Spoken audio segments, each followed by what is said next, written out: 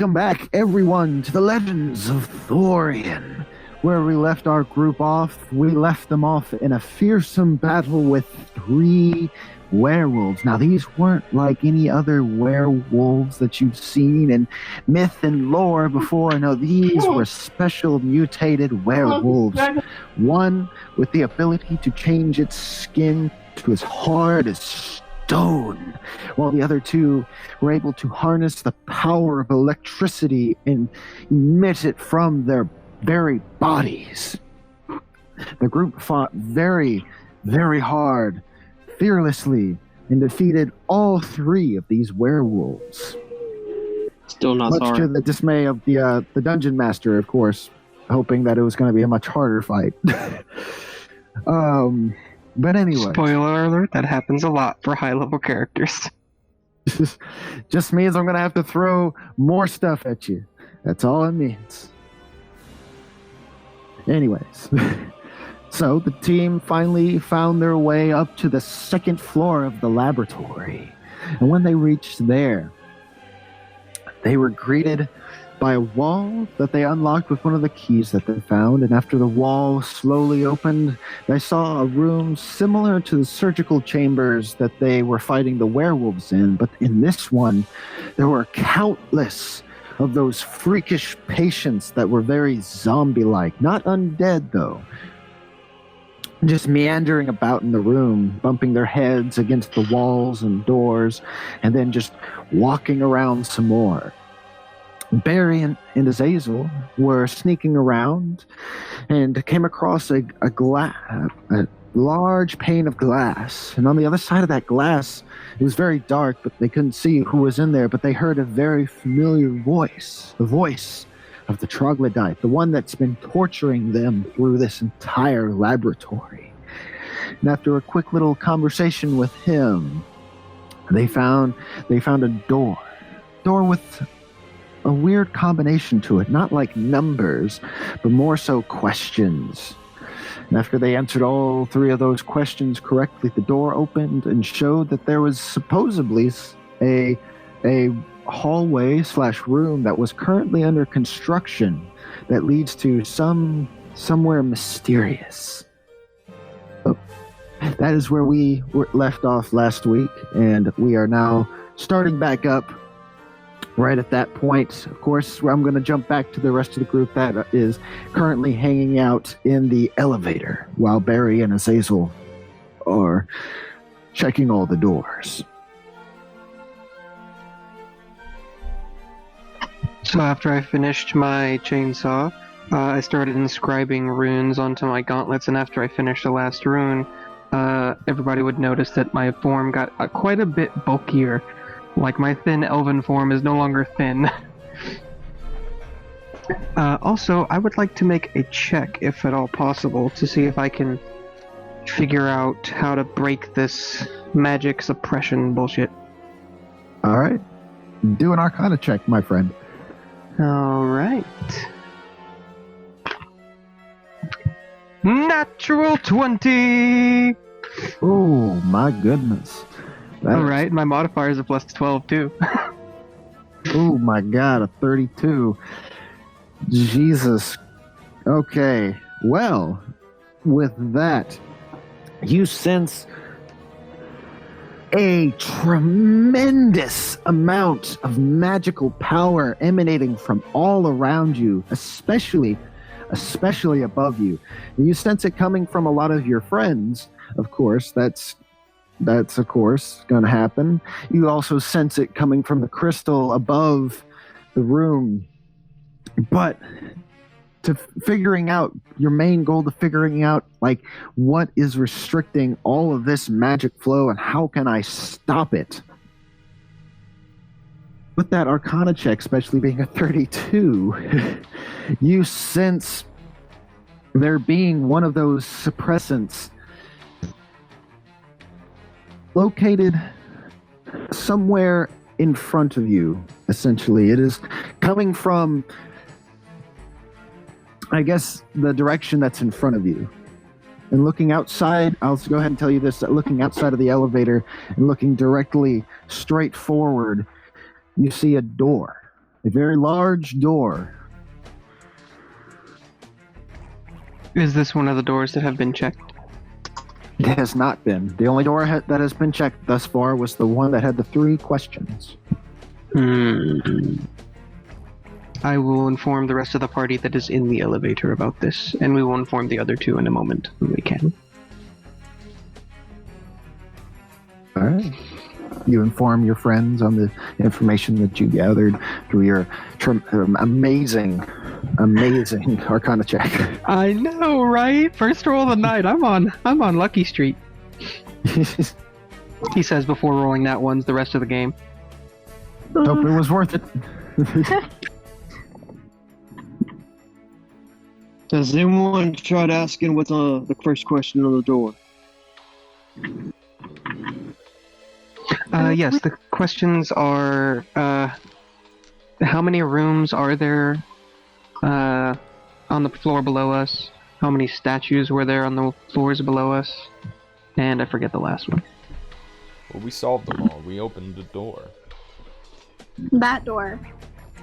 It's a different door. That if it has questions, it's going to be different questions. It's not going to be that easy.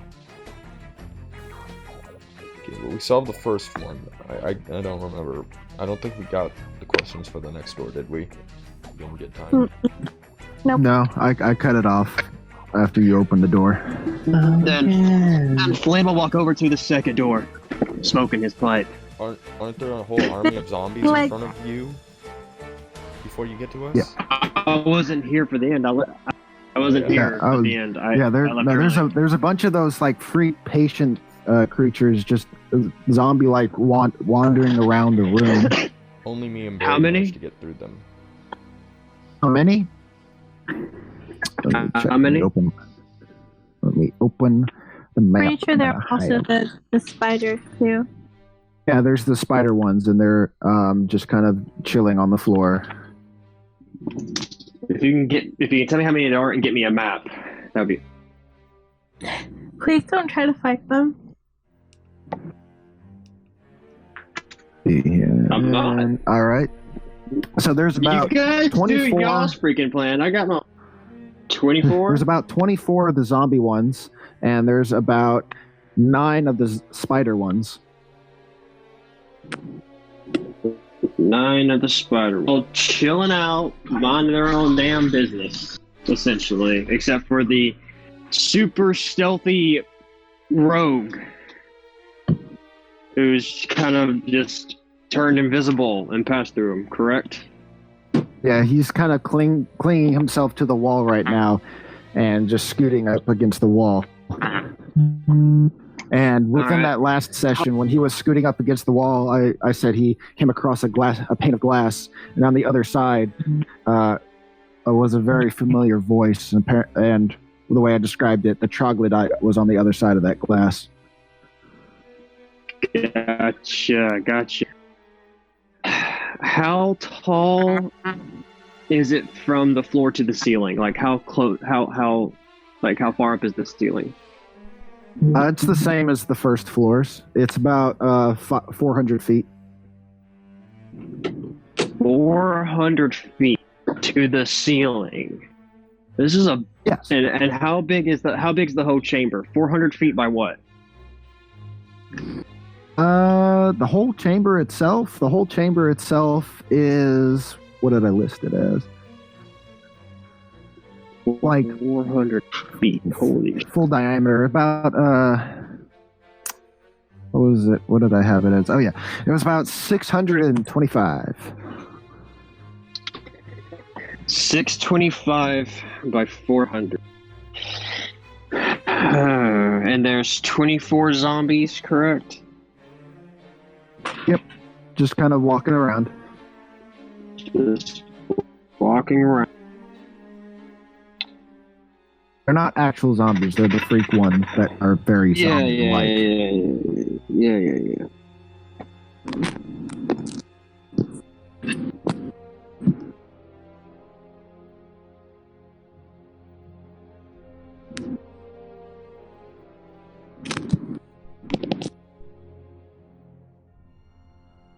Okay. Cool. then,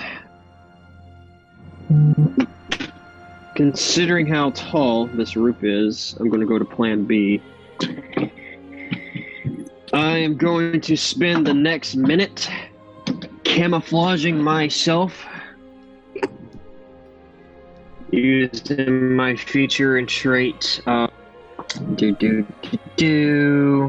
Scrolling. Where is it at?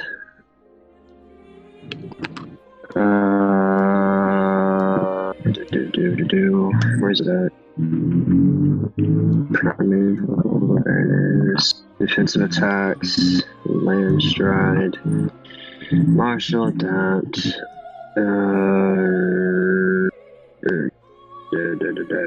Yeah. I'm gonna hide in plain sight once in the next minute to give myself a +10 on my stealth check. All right.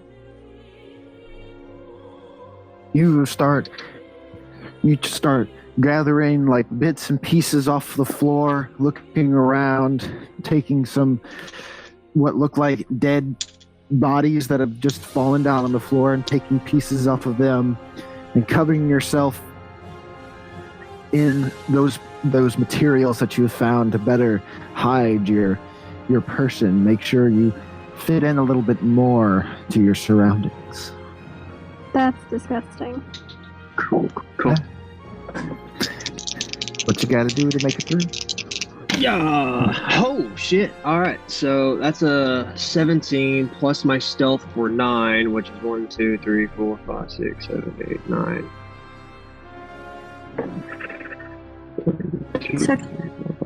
26. 26. All right. I will go ahead and tell you, none of those zombie things or the spiders can roll high enough to beat that. So, Cool. I will then stealth my way over to the door. which door are you making your way to? Oh, well, I guess the one that hasn't been answered. The one that we were talking about, the straight ahead one. Okay, that the one. one that me and Barry are next to. He's going to the one that's straight ahead. So you step out of the elevator. Because there's multiple doors. Cool. Okay. Yep. Mm-hmm. Last session, I described that there are 4 doors. Aha. Not including the elevator? Not including the elevator. There is 4 doors.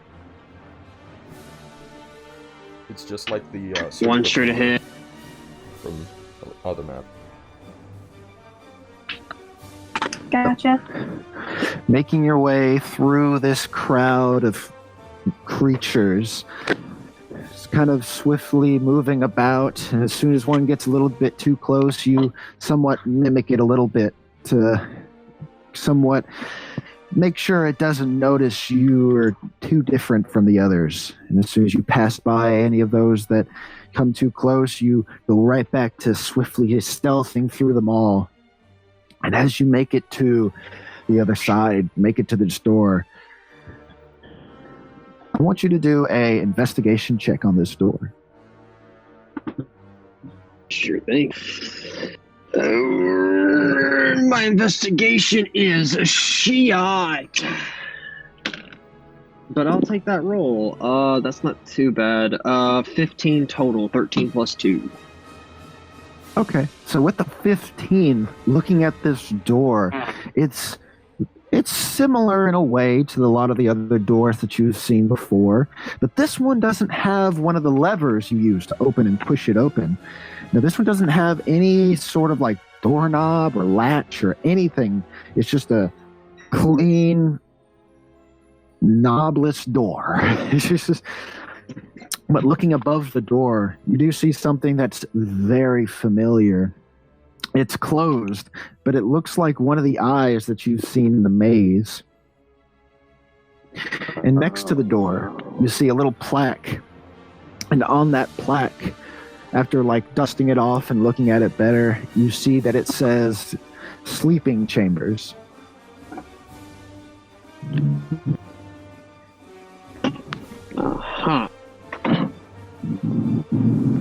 have to fucking die? Huh.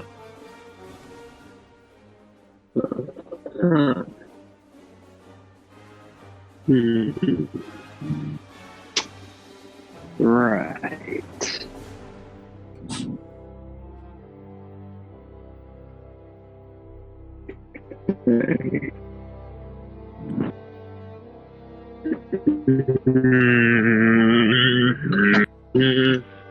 Someone else go real quick while I think.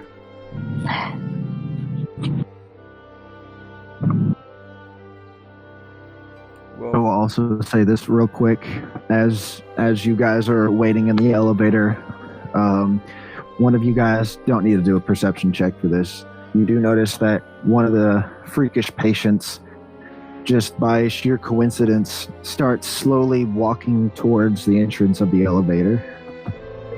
I use prestidigitation to make a rock appear and just kind of bounce off in a direction away from the elevator and the rest of the party. Alright. As the rock appears, the creature bangs its head against the rock, just kind of stands there for a second, then slowly turns in a random direction and starts walking in that direction. Good. I will continue to do this if any of them come near, just kind of bouncing them towards like each other, just trying to keep them like bumping into each other in the middle or something. But only if they get close. Alright.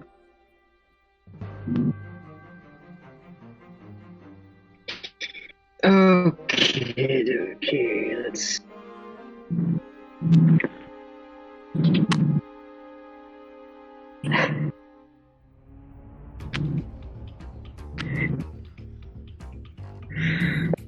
Anybody wanna check out some of the doors? You wanna go back to checking out some of the doors? Me and Barry would like to check out this door that we're in front of.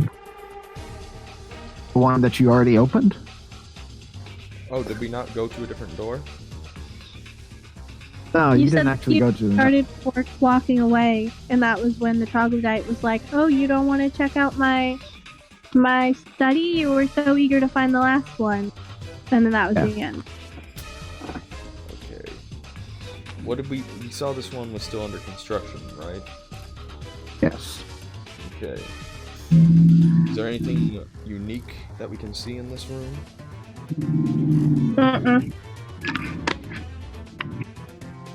So, again, describing when you open the door, and when you opened this door that was under construction, looking through the doorway, all you see is, remember when you were walking on that like chain little walkway near the very beginning of the laboratory outside of special containment 1, where there was utter darkness around you except for one little crystal lighting up the walkway?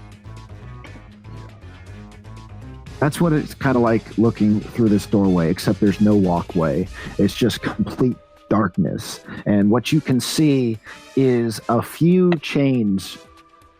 You can't tell where they're connected to and how they're dangling down, but they're coming down through the darkness. And the only reason you can see them is from a little bit of the light that's coming off of the crystal in the middle of the surgical chambers 2 that you're in. I would like to use echolocation. You did that already. You did that last time, and the last time I told you all you could sense was a few more chains after the ones that you can currently see. Does anyone think we should go in this room?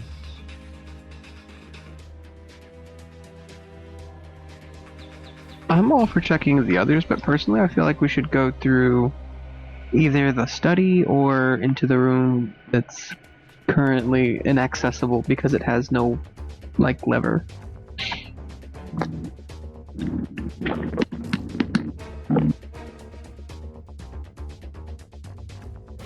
What about the other 2 doors? You guys want to go for those? I mean, it doesn't hurt to check. Yeah. So, why don't you guys... But, so when you said there's no walkway, is there, like, not a floor at all?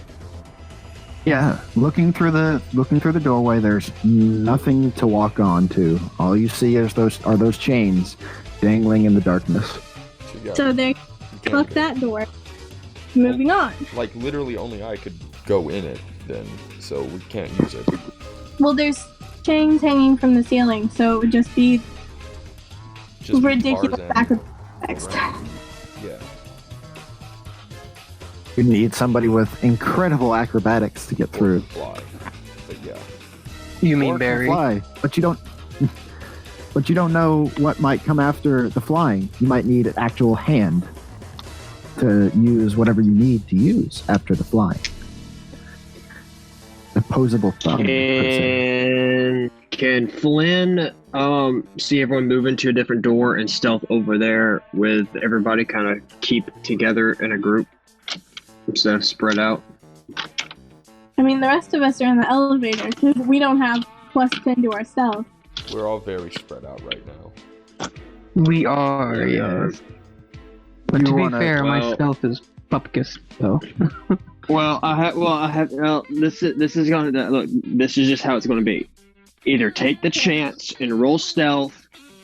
Okay, because you guys are going to have to go through these doors with us one way or another. Either take a chance and roll for stealth to get to one of the doors, or say fuck it and we kill all 24 of these fucking zombie spider dicks. Then we don't have to worry about stealthing anymore. One way or another, we're going into combat. He's right, so I will attempt to stealth over to the barren door that I sensed suppression through. All right. Maybe we should check the other doors to see a good exit strategy first. Yeah, I was gonna say we should probably wait until we decide which door we want to go through Yeah. before those of us who can't stealth try to get to any of the doors. But Exactly. Well, then me and Barry are going to go to another Because door. I have a feeling that we're going to have to go through certain doors in order to open up a different door. Because at the end of one of these rooms, behind the door is going to be some type of key or mechanism we're going to need to open up a door. And I guarantee you, the suppression door that Virgula has sensed, we're going to have to go through all the other doors to get what we need to get through that fucking door to get our spells back. I rolled a 16. 16. All right. So we're not let me waiting? see.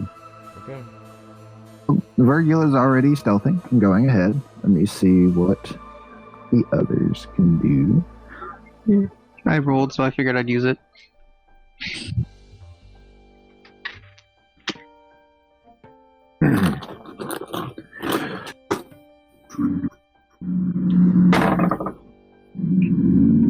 All right.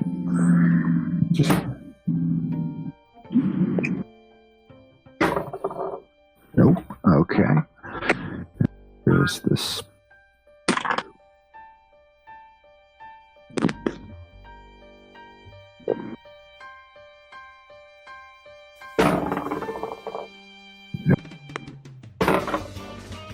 Oh no. All right. So none of them see you, V. You slowly make it your way past all of these creatures, these disgusting freaks of nature, drooling, bleeding, oozing onto the floor, while looking at the other ones that are just abominations of nature with all these pieces of metal strapped onto them. You make it to where Flynn is, who is currently still looking at the door, kind of stroking his goatee or his beard, still figuring out what he should plan on doing. I would like to investigate the door to see if I can determine how one would open it. Would any of my tools apply to this?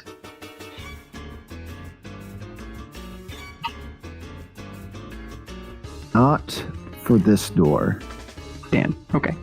Can I assist him to give him advantage? You may assist him, yes. Hooray. So you can roll with advantage. That's good. Hello. Natural 20! Oh my god, okay. What's your investigation? 20. Investigation is +8, so 28 total. My god, you are on a roll. No pun intended. Okay. So, looking deeper into this door, of course noticing everything that it was already described to Flynn. Looking, like I said, looking more at this door, you can tell that this one is made of a different type of metal. It's not like the same metal all the other doors were made of, which were some type of steel or some type of titanium. No, this door is made of an very odd type of metal. And looking closer at the eye, and of course, remembering that this eye was one of the eyes that you came across in the maze, what you do remember is there being a pressure plate that you would just step on, and then looking at the door, and then looking around the door, seeing if there is a pressure plate that you could step on. There's nothing on the ground or anything near the door that you need to push for the eye to activate. There's nothing of that sort. But you do see, looking much closer at the door, you do see odd markings around it. None of them seem to make any sense whatsoever. If anybody were to just simply look at this door, they would just look like mere scratchings. But these, even though they're not in any particular order, they still resemble a pattern in some way.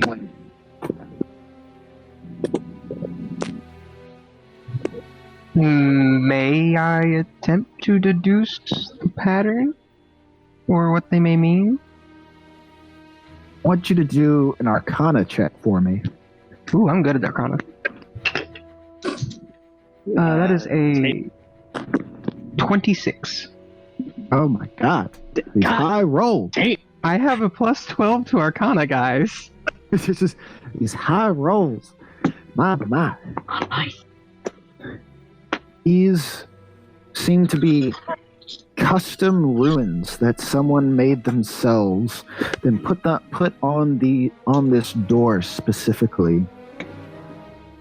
It is a specific type of seal for whatever lies behind this door. And it seems the eye is the seal itself. And the key for this seal seems to be something of a very magical nature.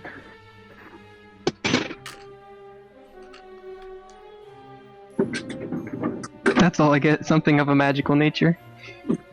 You will need to find a rune to go with the other runes on this door. Something matching. Okay, is there anything in this room?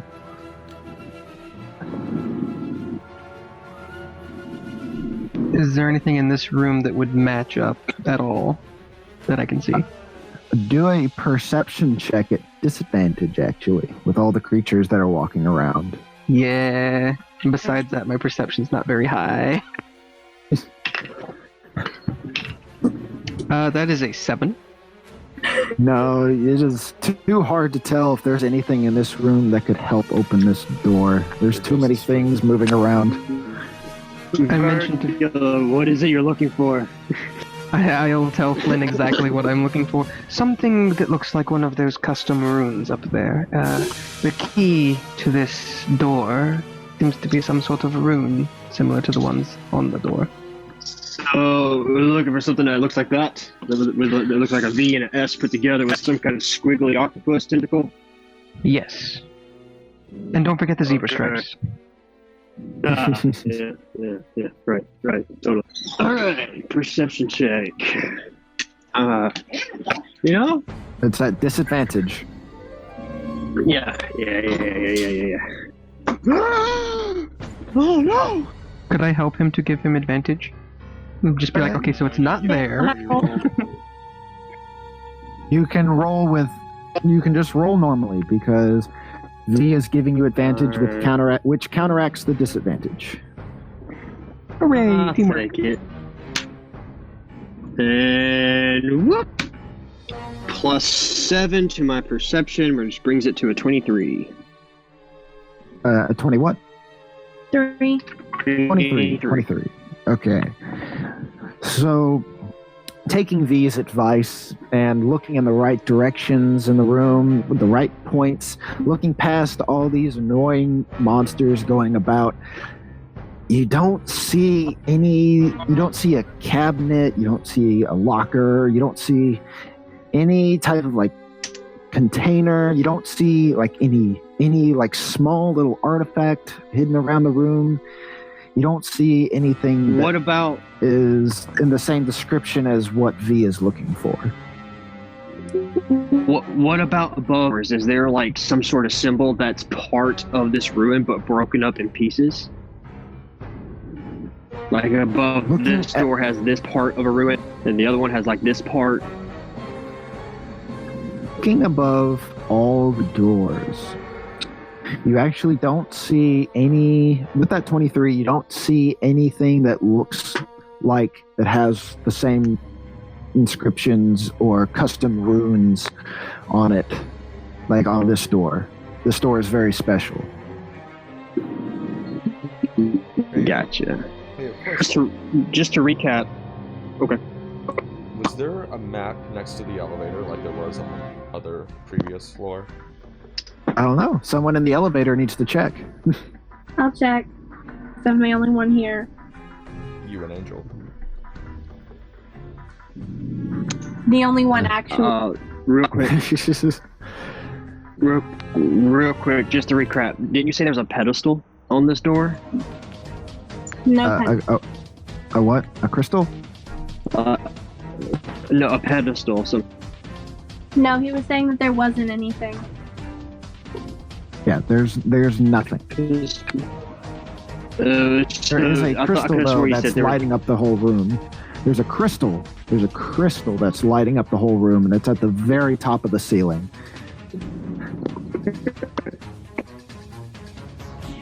So it's just this door with the strange inscriptions, with a custom ruin, one very special, and a closed stone eye. Nothing else. There's several custom ruins. Yeah, but nothing else. Nothing in the room. What did you get, Casper? 16. Looking outside of the elevator, where in the similar locations that you would assume that the map would be, kind of like because you remember the map being next to the elevator on the first floor, you do see a plaque on the right side of the outside of the elevator on the wall. And looking at the plaque, you can see that it has been scratched out and completely destroyed.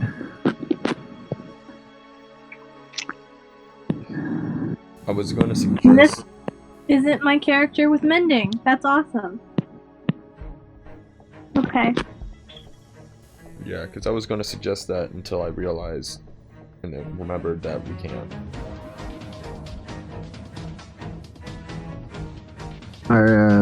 Did you say you were using mending? I was saying that this is my character that doesn't have mending. I have mending. I just need to get back there. And you need to know that the No. No. Crisis You single do fear. not move, you clanky bastard. Fair. To be fair, though, I don't clink too much. I have a lot of leather in between my gears and clinky bits.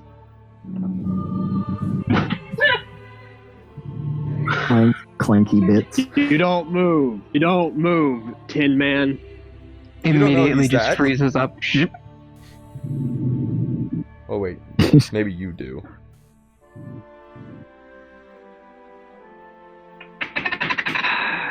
Okay.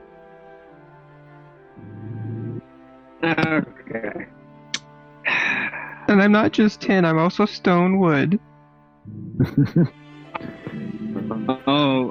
So wait. Can I hear this conversation, by the way, Jacob, as a bat with hypersonic hearing? I am Captain Planet.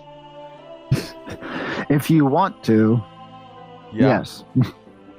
If you want to. We're not actually having this conversation. Yeah, actually, You sound like I you was are. gonna say you can do a perception check at advantage. Me and Flint and Virgil are whispering at each other, like with insults, like, "Yo, you don't even know what the fuck you're talking about." Yeah. Oh, look who called the kettle 10. Well, yeah, you can hear their conversation if they're having one.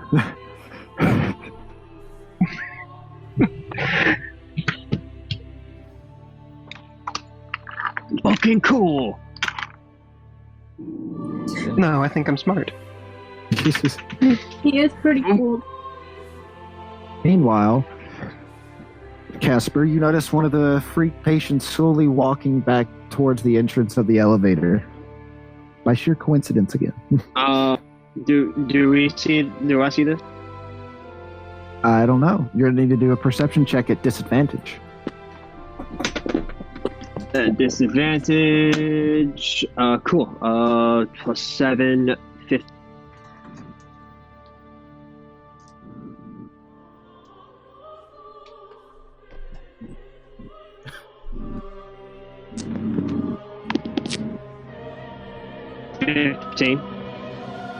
What'd you get? 15?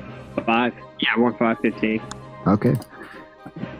You notice one of the freakish patients breaking from all the other ones and going towards the direction of the elevator. Cool. I used because I leveled up and I got a fucking cantrip and I want to use it. I don't care if it doesn't work. I use Druidcraft and I make a small gust of wind pass by him and it smells like a skunk. Just because I want to. Wait, what does it smell like? What does it smell like? Like a Skunk? Yeah. Like a black and white cat. Who?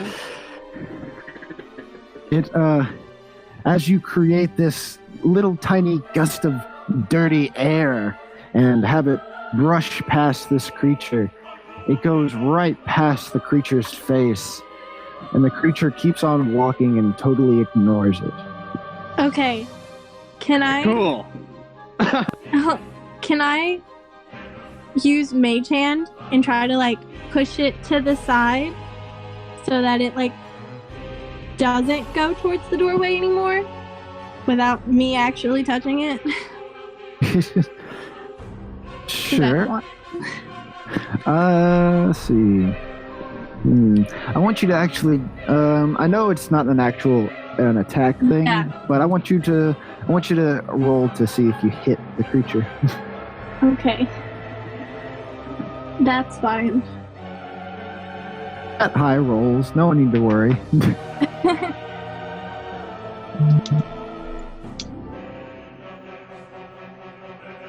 Do I get to add my spell attack bonus since I'm rolling it for an attack?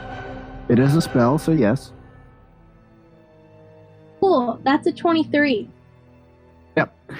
Is there any specific part of the creature that you want to grab, like its face, its shoulder?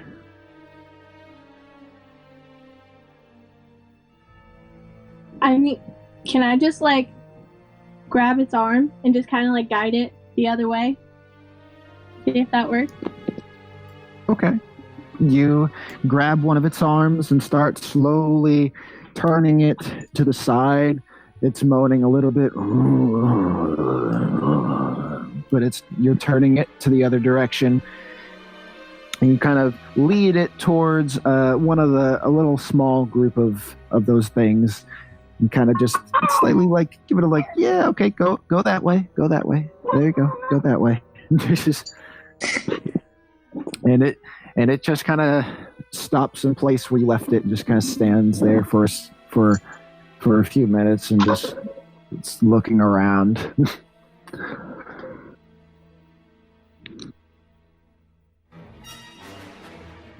Cool.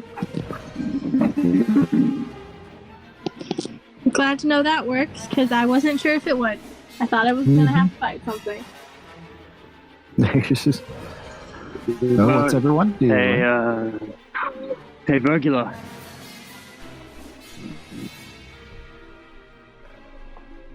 Virgula. Yes.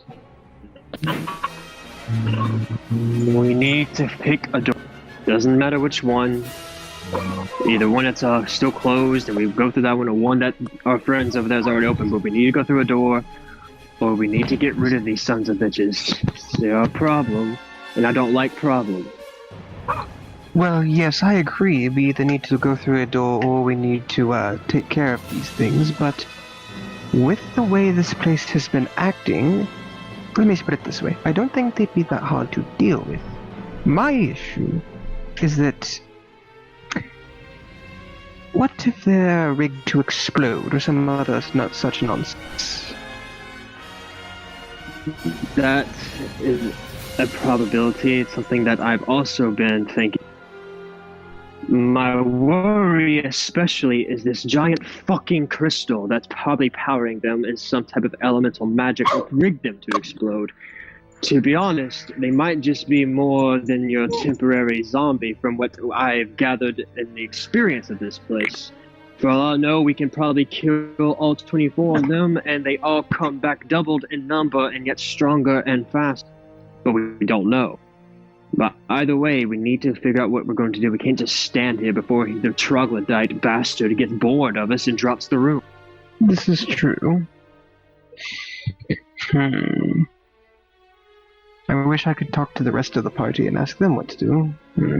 This is a group decision, as it will affect all of us. I mean, we can't go through the door that's open because there's no floor, so y'all might as well check one of the other doors anyway. I'll go first, friend. First, I will check one of the other doors. You stay here, keep an eye on our friends, especially young Casper. Casper can take care of her. If you're not here, you can't. That was entirely out of character, and I'm fine. I don't care. Okay, well, either way, Flynn, which direction you going? You going left or right? I will go right. Okay, you're going to go right, so that's going to take you there. So I'm going to need you to do another stealth check for me at advantage because you still have that stuff that you're wearing. You don't get. Sweet. Do you still get your plus 10? Or Yes, did I you just do. get it for that one check? Oh, you still get it for. Oh, if you still get that plus 10, you don't need the advantage anyways. You're fine. Cool. Oh, cool. Well, I will re-roll the whole thing then. I'm going to cancel those numbers. I thought like maybe it ended after that. Okay. Well, it's still the same number anyway. So plus 22. All right. Yeah, none of those things can reach high enough to do that. So, making your way, kind of hugging the wall a little bit more this time instead of actually walking through all of these creatures. You make your way to one of the doors, and looking at this door, without needing to investigate it or anything, you notice that it is very similar to the other doors that you've seen, especially on the first floor. It has a lever on it, and it looks like it's made out of the same metal as the other ones. But looking a little bit closer, you can see that this one is actually cracked open a little bit. Ooh, can I, without touching the door, can I just make a simple perception check to see through the cracks? Yes. Do a perception check through the crack. Sweet. I'm going to use this dice. Good call. Plus 7, 19.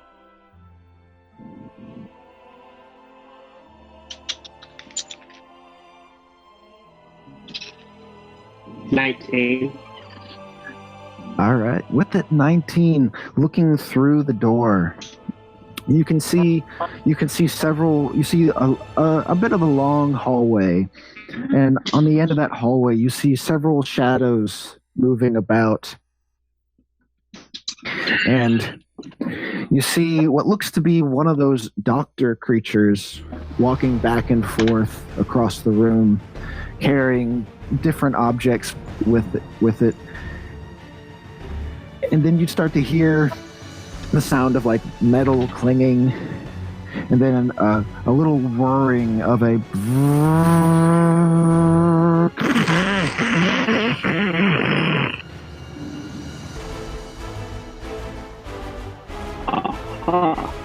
Well then. I thought Ash was downstairs. Right. He is. He is downstairs.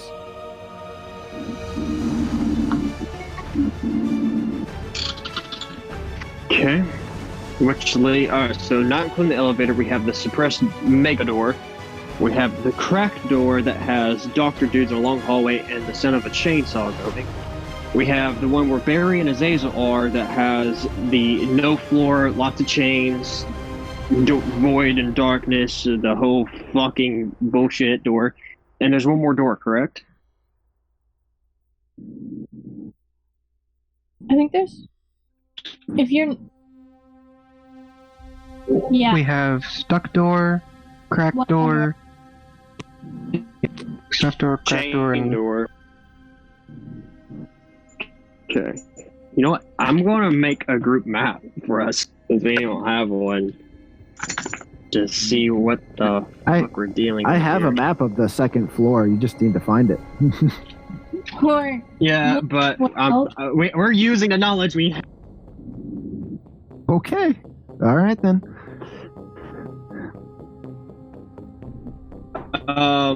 Can you at least tell me north, south, east, and west of the doors? Where they correspond? So, if you are standing in the elevator, going north would take you to the door that is sealed and has the eyeball on top of it. Going west would take you to the cracked door. Then going east would take you to the door that Barry and Zazel opened, along with another door that you guys have not checked yet. Okay. So north is sealed door.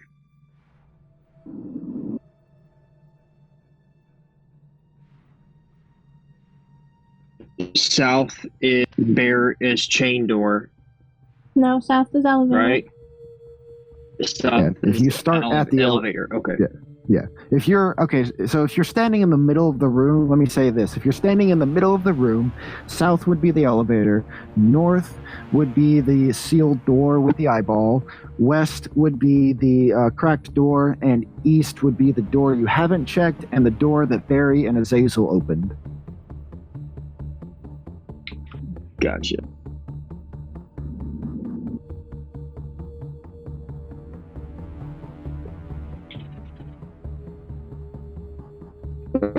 Okay. Is the left or right one that's open, the chain door on the east side? What door? Is On the chain, is it the left or right one? the right? I still didn't hear what you The said. chain door is the one in front of me and Barry. But there's two doors in that direction. Is it the so left? Yeah. Is it the left one or the right one? If you're looking at them facing forward, the door on the right would be the one that Barry and Azazel opened, and to the left would be the one you haven't checked. Awesome. Cool. Can I assume that Azazel can probably see me and possibly hear me knowing what he is, correct?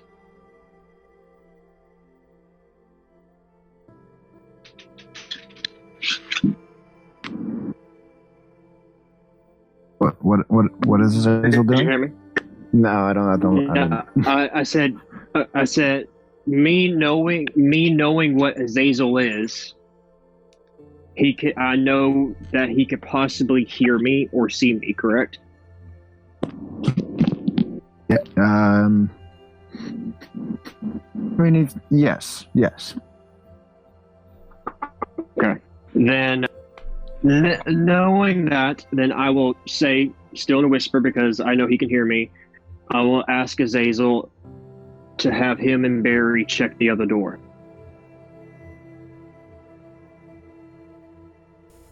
All right. I relay this information to Barry and see what he decides. Barry replies with, "Well, I'm not moving, so if you're going to go check that door, you're going to have to go do it yourself."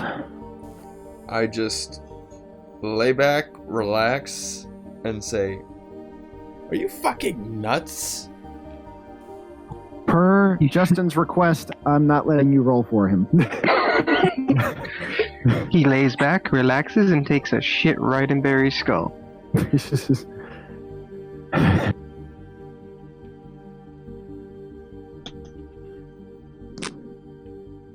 You want to go check Azazel? Nope. Oh, Barry's not moving either.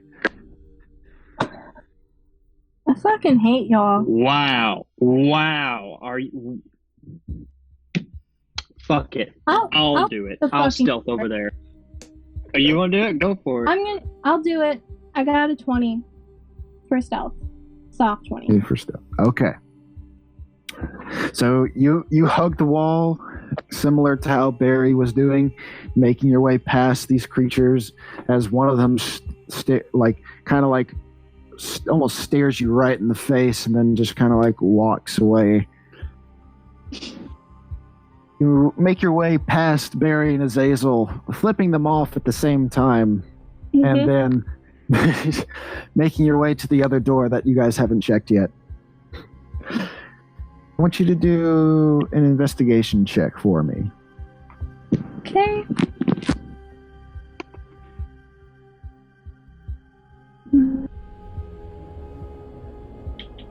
$23. 23. So, looking at this door, it looks very similar to a lot of the other doors. It does have a lever on it, although looking at this one, you notice that it has a lock on it. And looking deeper into the lock, you notice that it's similar to a lot of the other ones where it has the moving gears and tumblers and how it requires a very special key to be inserted into this lock. And looking to the side, to its sides to see if there's like any plaques, you look and see that there was a place where there used to be one, but apparently was removed. There used to be a plaque next to this door. Well, that's annoying. Y'all totally could have done that yourself. But okay. Sorry, Barry didn't want to move. And someone decided to not do anything, so... It's scary out there. Let everyone else do the heavy lifting. That's been this entire laboratory. But it's fine. Hi, Justin. It's the boy. It's Barry boy. Hey, guys. You came in literally 5 minutes too late. Well, okay. Well, they asked Barry and Azazel to go check out one of the doors that they haven't checked out, and per your request, I didn't have no role for you, so I had Barry tell Azazel to go do it to tell Azazel to go check the door himself, and then Azazel just kind of sat back in your head and said no. So Casper had to go do it. Do what? Check out one of the doors you guys haven't looked at. Okay. Are you alive? Yeah. Okay. As long as she's not dead, we're good. It stands to be pointed out that you have like a fucking, is it plus 10, plus 12, or whatever the fuck in stealth? Plus 13. 13. So it's the 13, and I have a 2. Ooh, well, but you lived, right? Because I don't roll like Noah. Oh. Okay. I mean, okay. That's all I got. Didn't do it. It's fine. Wait, what is your stealth, Noah? I think it's like plus. Let me check. If it's higher than mine, I'm gonna scream. You deserve to scream if it is higher than yours. Well, what was yours? What's my stealth? Yeah. It's a +2. Oh, Mine's a +3. What's your stealth? It's a +2. Okay. I roll better than you, so it's fine.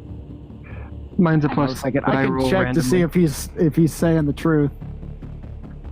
What, you Let don't me double believe check. me? I can check and see. What? I mean.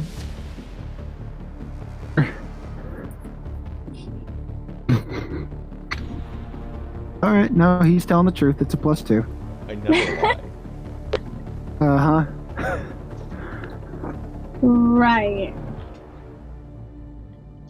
Anywho, let's get back down to business. So what are you guys doing? Flynn found one of the doors. Just to let you know, Virgula checked one of the doors, and there's one of the eyeballs on top of it, and it's covered in runes. And you guys need to find something to open that door with, and Flynn found a door that's cracked open. The only door we can actually go through right now, because mine is locked, and the other one doesn't have a floor. Well, can I sneak through the door? Like, wait, that cracked door. What's behind it? Or do you guys not know? If you don't know, I'm just gonna sneak through. Well, there is one of those. There, what looked like some shadows, and Flynn saw one of those doctor creatures, and he heard several different noises. Don't tell him that. Nope, tell him that. He doesn't know shit. Okay. I don't tell him anything. Okay, well, you don't know that then. Never mind. Disregard everything I just said. Yeah, that's not gonna happen. But all right. As my character Barry, he doesn't know, so let's roll with that. Fine then. I'm just gonna roll for stealth. All right. Roll Four. stealth. Would you look at there, Jacob? Your wish has finally come. Just kidding. Just kidding. But Wow, way to fuck him over. I was about to say, even if you did get a natural 1 because of your level, you can just ignore that. You're right. I really could. So it doesn't fucking matter anymore. I really could. But no, it was, I rolled a 28. All right. That is very far from a 1, but okay. Way to blue ball him. He doesn't even need to try and blue ball me. He can't actually get a 1 anymore. If he gets a 1, anything below a 10, it counts as a 10 or whatever. Yep. Anyways, 28. So you make yourself past all of these wandering, freakish patient, just walking about, moving back and forth, just lumbering around, very zombie-like, kind of moving around. And whenever one of them comes near you, you just show your face and act a little similar to it, making it think that you're just another zombie. You're just disguising yourself. And as you make yourself past all these creatures and make your way, which door did you say you were going to? The one that's cracked open. Okay. As you make it there, you see that Flynn is crouched next to the door, peeking through the crack in the crack of the door where it's opened. All right. I'm gonna ask Flynn, what do you see? Before I tell you, I'm going to ask you a question. Not cooperating. What? You heard me. You fucking heard me. How come you're not cooperating? Earlier, you denied to go to a door. Oh, I did. Okay. This is very new to me. This is just so nothing would happen to Barry. This is just because nothing. This way nothing happened to Barry. Okay. You can just be like, look, I had to clean some bat shit out of my head. Let's go with that. Yeah, that's good. He was trying to pass. Being a fucking bitch and do something for himself. You should be very careful what you put in your head. You could get the coronavirus that way. Too soon? But since I'm already dead. Yeah, no. But since I'm already dead, it wouldn't matter. It's only too soon if you want it to be. Anyway, I will tell him about the long hallway and the bug doctors, but not the chains.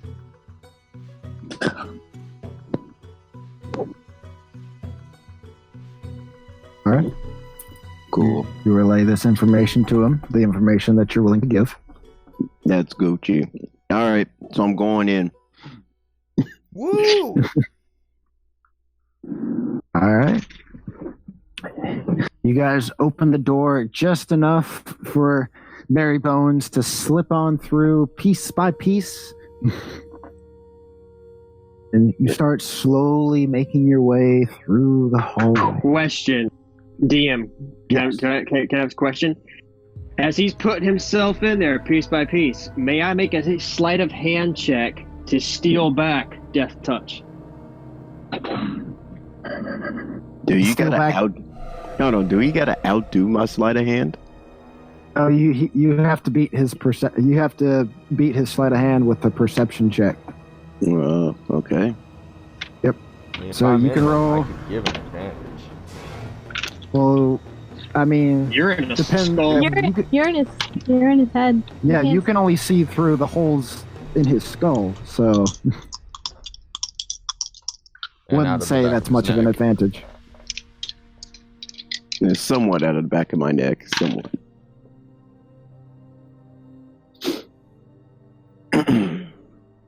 Oh, dear Lord Jesus, if you really care about me, give me a nat 20, because I don't think I'm going to beat it.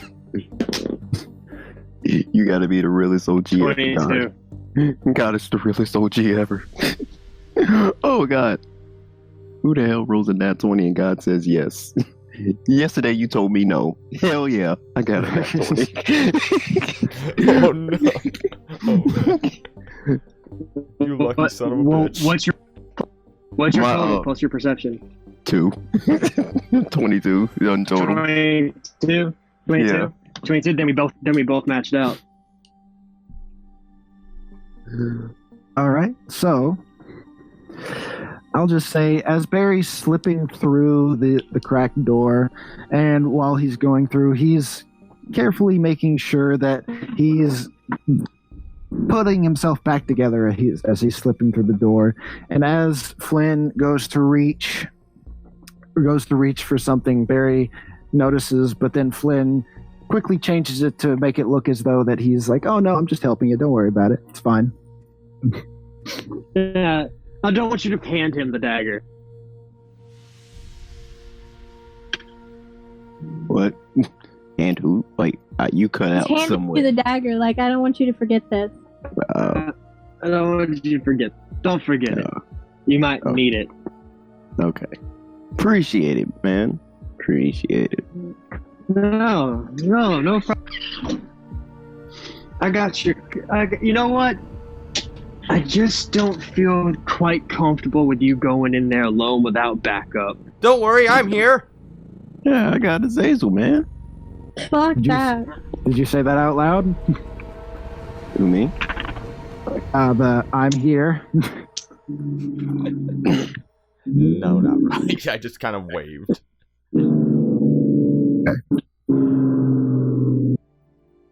I mean, if you believe you two by yourselves can take this on, I will stay here just in case, or I can come with you. They're gonna die. I'll let you decide. Not my problem.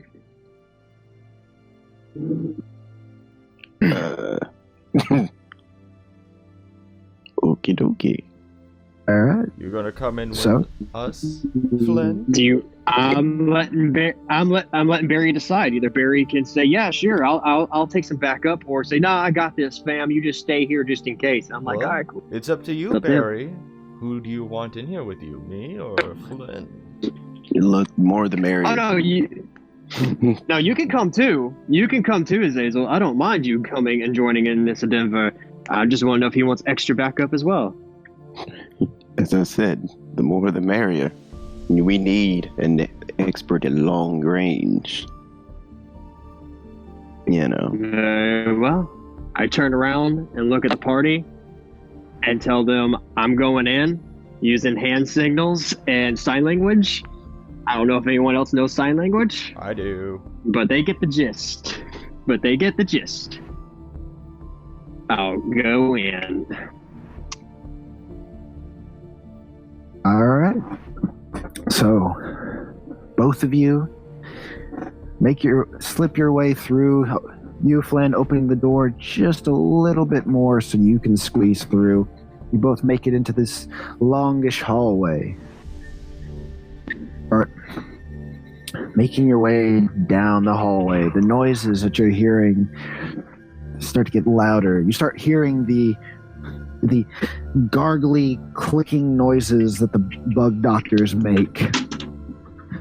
Cody Taylor. Yes. Do the bug doctor noise that I like. It works really good for me. Right, sounds like you're doing something weird over there. But I respect Close enough. That's good. That's fine.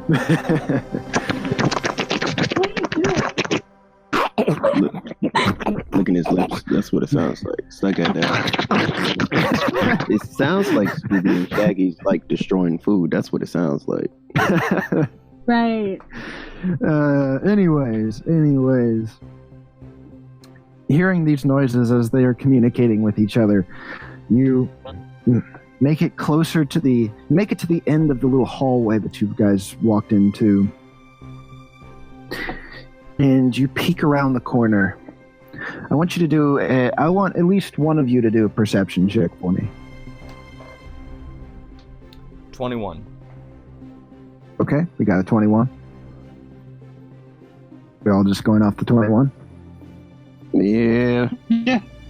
Okay, we'll go off the 21 then.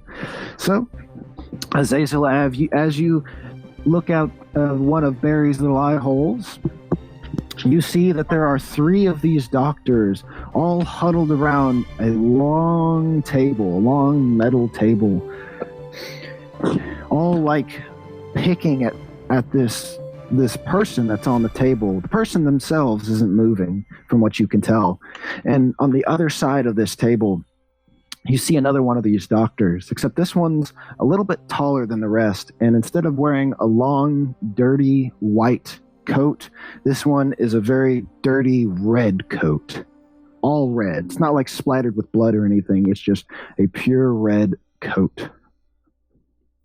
As it's not really picking at the body, it's more so spectating the other doctors as they're dissecting and picking at this body. I would relay this in a quiet voice.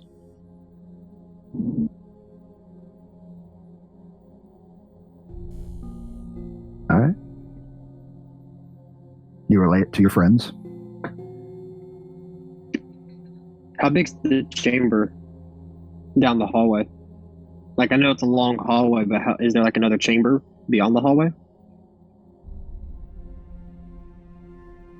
Oh, like where these doctors are? Yes. Yeah, they are standing in this big rectangular-ish looking room. I'll go ahead and say with the 21, the room itself looks to be about, what's a good description? It's about as big as the, actually no, it's the same size as the special containment room that you guys came across on the first floor.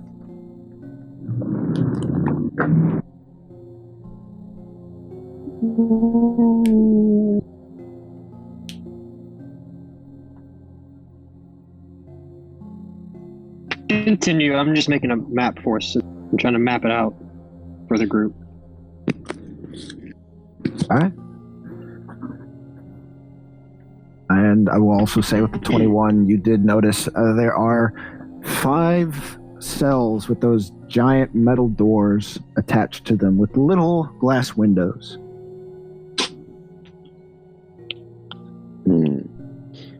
All right.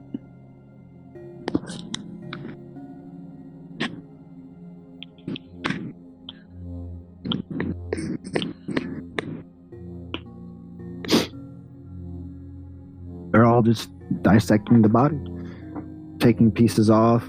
One of them throws a piece of the flesh behind them, and it lands right in front of you, Barry.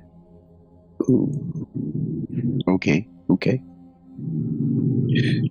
Should I take it? Are there That's up any to doors you. behind them? Is there any potions or healing anywhere?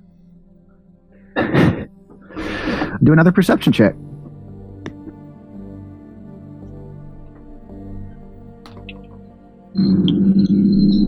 That one wasn't nearly as good. Does anyone else want to roll? I'll try.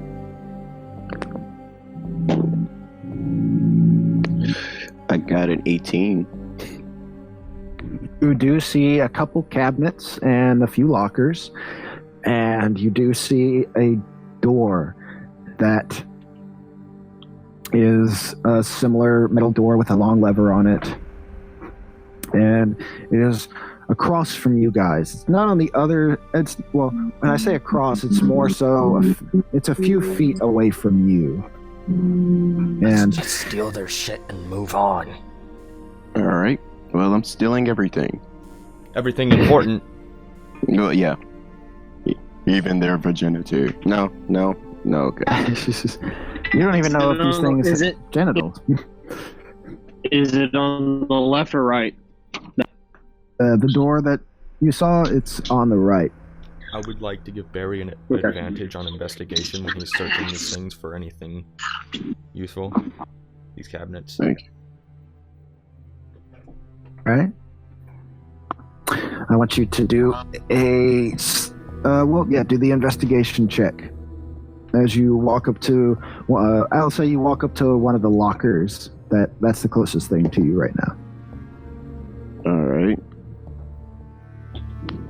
21. You walk up to this locker, and you go to pull it open. And as soon as you go to pull it open, you hear.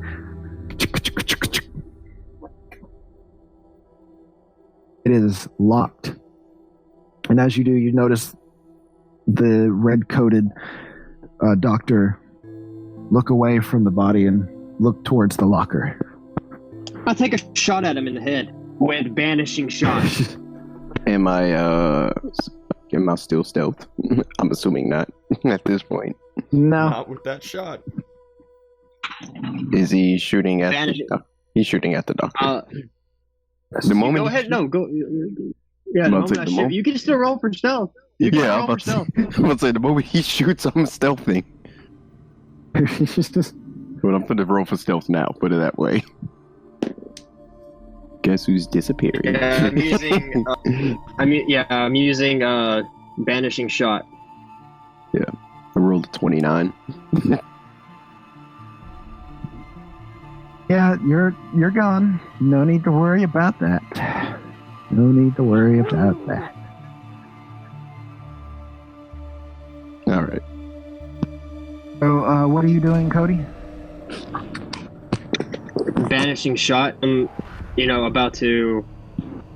Or banishing arrow. Sorry, banishing arrow, not banishing shot. But if I see that he hears us, I am definitely shooting him with banishing arrow. I'm pulling an arrow, saying some arcane, mystic, druid shit words, and I need to make an attack roll.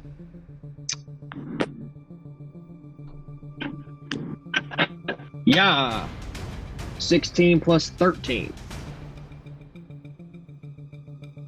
Yeah, you hit him then. That's a lot. Okay. First off, he's going to take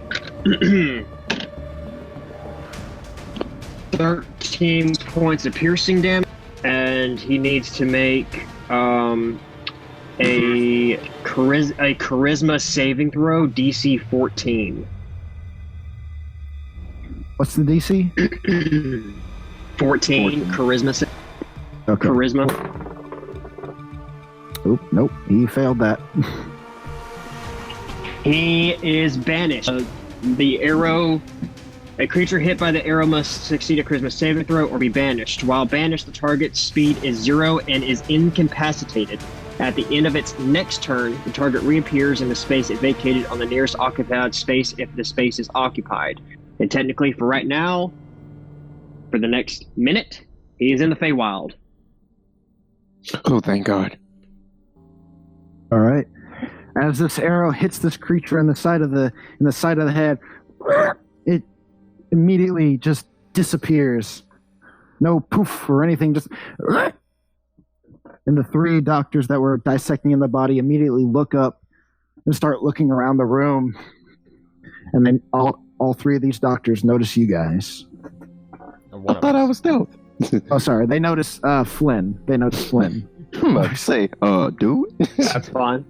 That's fine. You're getting your stealth. I'm getting their attention, so you guys can do what we need to do in this room. I look up and go, "Fuck you!"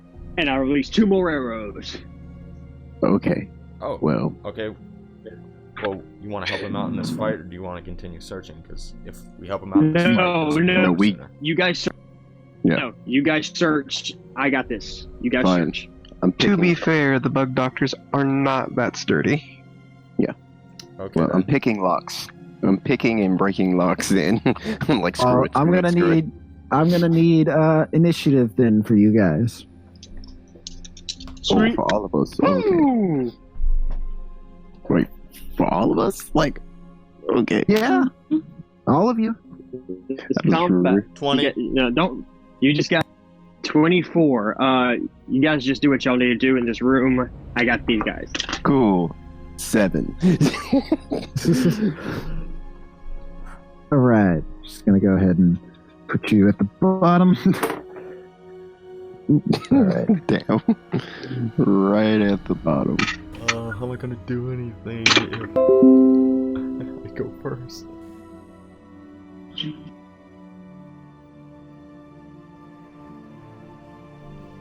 All I can say is you better start breaking some locks. Yeah, I'm gonna have to get out of you and do that when it's my turn.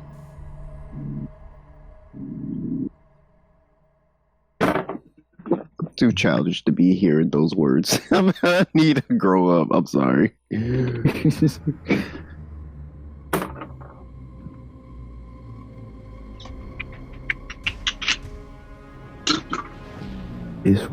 All right. So, starting off with Flynn, after you've already surprised them with that little arrow attack. Sweet. First shot. 17 plus 13. Second shot. 17 plus 13. Both of those definitely hit. We're gonna go ahead and let's see.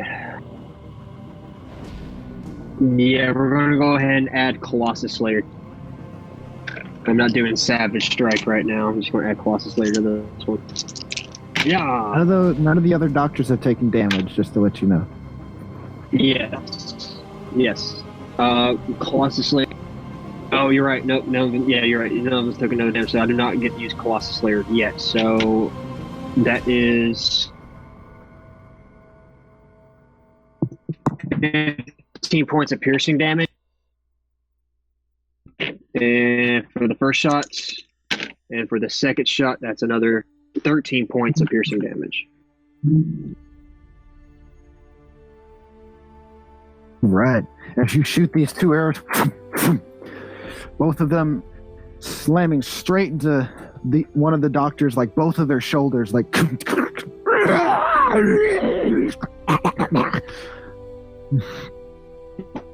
Second act, 2 more shots. 19 plus 13 and 18 plus 13.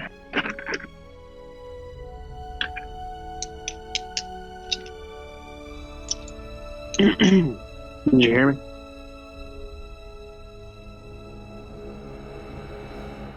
All right, what? Did you hear me? 19 plus 13 and 8. Yeah, okay. Yeah, I heard those. Okay, cool. First shot is Ooh, nice. 18 points of piercing damage for the first. All right. 13 that points first, of piercing damage to the second. you said 18 for the first one and 13 for the second one? Correct. All right. So, with that 18 shot going right into the one you've currently been shooting, goes right through its head, and the body just kind of like hits the table and falls forward, pushing the arrow even further through its head. While the 13 hits the one next to it. He's still up.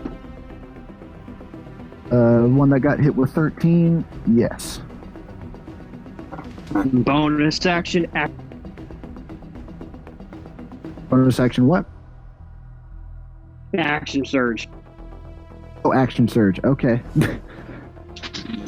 Yeah. Took some levels in fighter. Alright, first shot. 15 plus 13 and 13 plus 13. Yep. Go ahead and add Colossus Slayer and Savage Strike to this one. Whew. Shit. Oh, that's a lot. Alright, so 12. Hang on. Yeah, 12.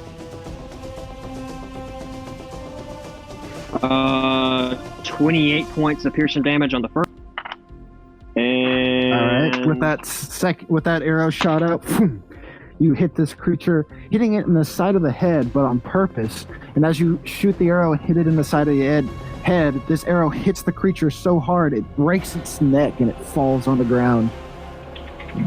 Sweet. I already used my second arrow for my first action, so I will hold my second action off my action surge with an arrow notched and ready for the red cloak doctor to reappear in this one round.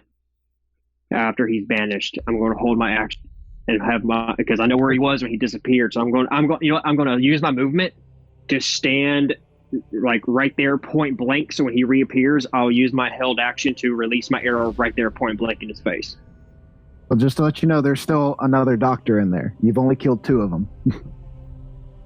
Oh, there's another doctor? Oh, cool. Then yeah, there was 3 doctors and the red-coated one, which I have named a head physician. Gotcha. Okay, well, my second arrow damage was 15 points of piercing damage. All right. Second one does 15. All right. And I'll go ahead and use my second action to kill this fucking doctor. 13, 1, 2, 3, 4, 5, 6, 7, 8. 21 to hit, and 18 plus 13 is a lot. Going to add Colossus. Yep. No, we're going to add Savage Strike to this one. I don't want to use Colossus. I've already used it. Ooh, not bad. Let's see. 8 plus 1, 2, 3, 4, 5. 1, 2, 3, 4, 5. 1, 2, 3, 3. 20 points of piercing damage. Ouch. And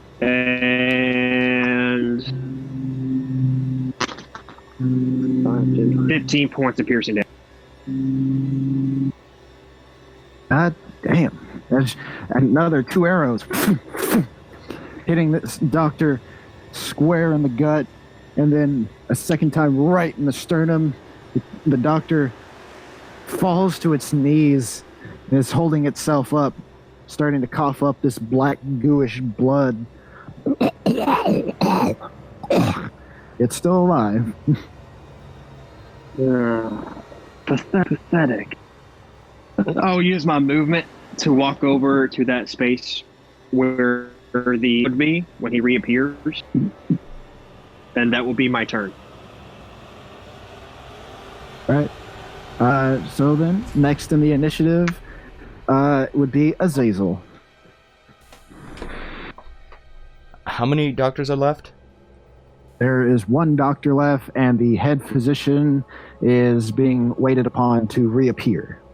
All right. I'm gonna hop out of Barry's skull and transform back. All right. Transform back into your humanoidish form. All right. I'm going to cast Acid Splash on the remaining doctor. All right. That's a dexterity, right? Yes. I'll go ahead and roll it at disadvantage since this creature is almost impossible. It can barely do anything.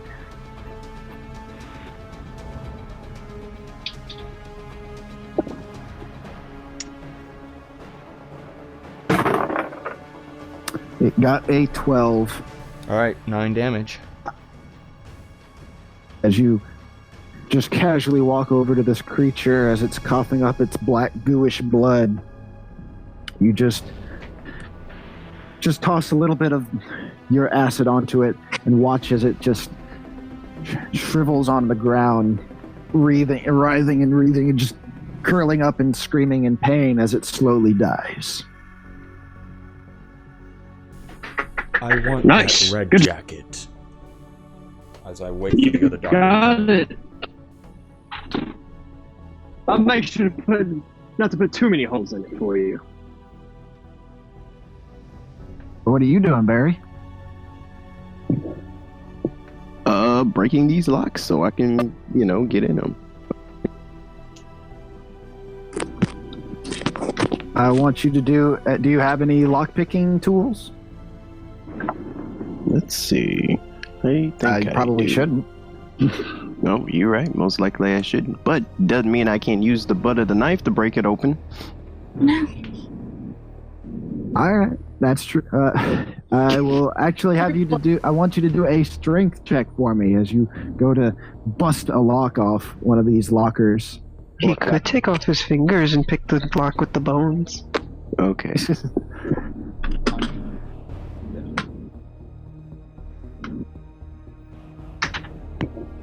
$14. Pull out your dagger.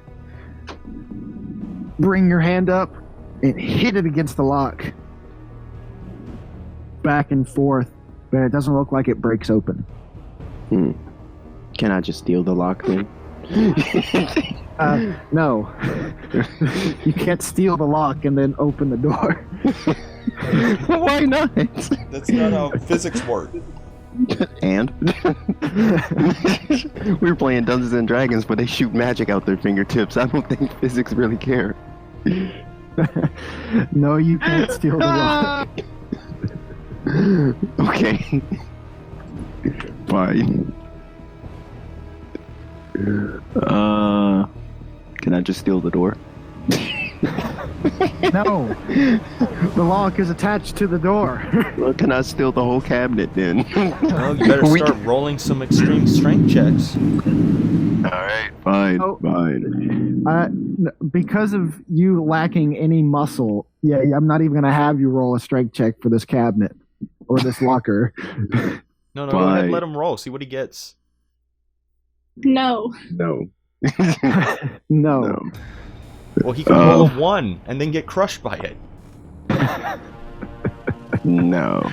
If you were really adamant about it, I would have let you. But no. Nah. Fine. How about this? Is it just that locker, or was it another one? How many You know, lockers did I put? You can check to see if there were keys on any of these doctors. Hopefully not the one that got hit with acid. Yeah. I Well, it's mean, a key. It's non-corrosive. yeah, there you go. Well, what if it was a That's certain kind of acid? key? I'm just joking. Fine, I'm checking all the doctors. Do Check. an investigation check. Can I just steal all their coats? Like, just speed the process up? And just, jiggle it out? Do an investigation. Do your investigation check at advantage since they're dead. There, you can have that. I mean, this is soft 20. looking through all of their possessions currently on them, looking through all their pockets that they have, checking everything around on them. You don't find any keys. Well, can I just bash that one doctor's head in? Use its fangy teeth or whatever to unlock it? I don't know. I'm trying to get into this thing. Or you could just wait until the head physician noise. comes back. The head physician might have the key. Right. Okay. You are definitely not being stealthy, smashing everything on this locker, trying to open it up.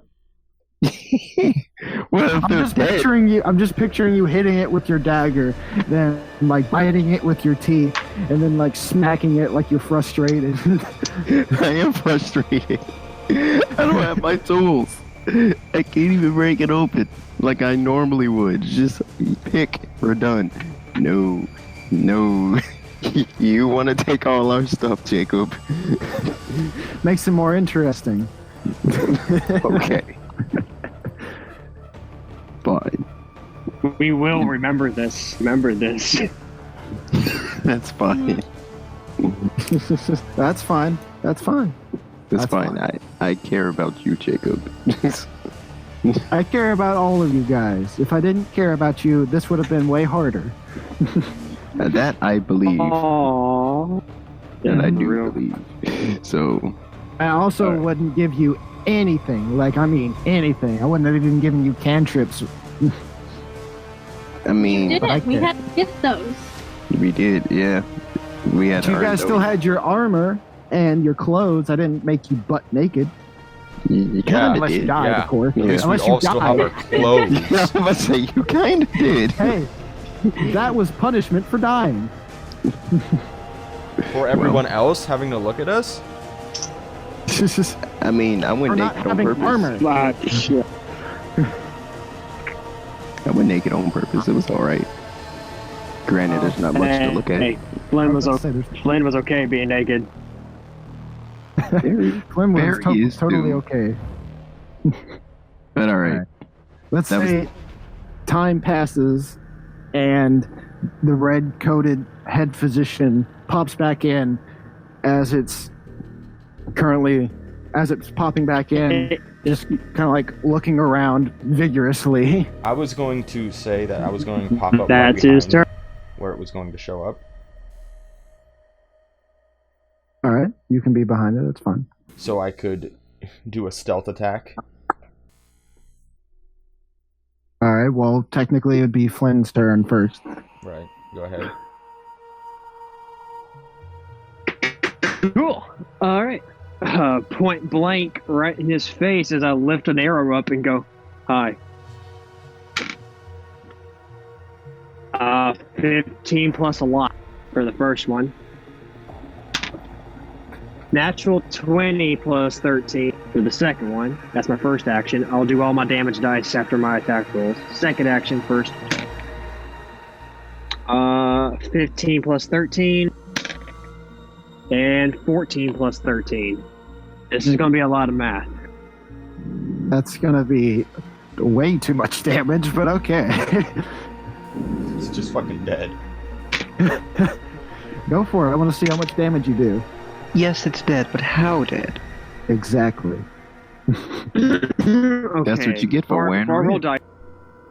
Alright, so before I roll my dice, I automatically have a +5 to my attack. That's 4 attacks that hit, so that's 5, 10, 15, plus the natural 20, so 5, 10, 15, 20. That's 25 points of damage automatically, so 25 plus. We're going to go ahead and use Colossus Slayer and Savage Strike on top of my normal roll. So that is 25, that's 30, 34, 38, 1, 2, 3, 4, 5, 6, 44 for the first one. Second one is normal damage for 40.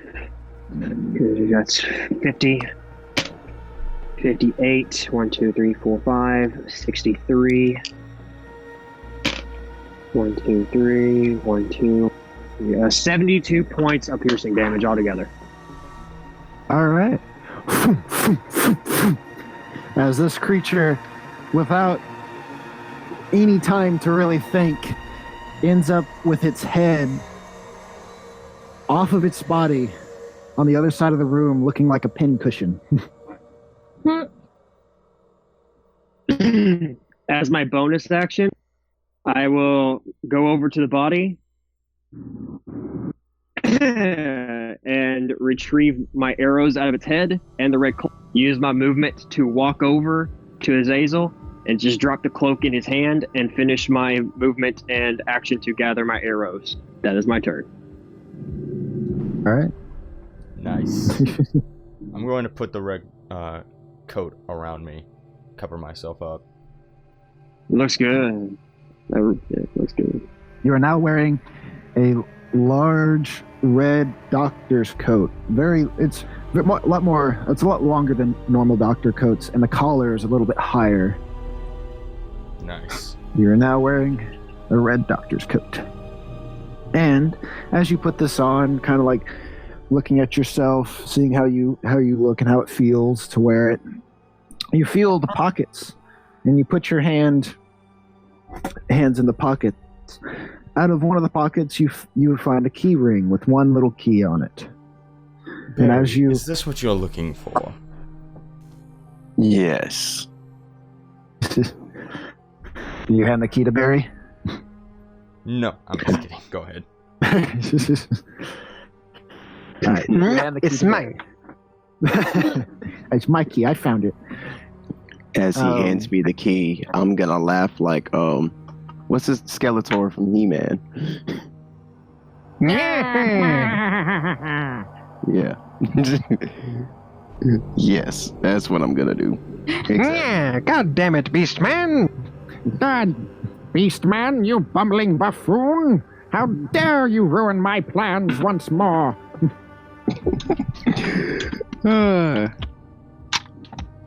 All of you, this key to unlock all the lockers! Thank you, Azazel!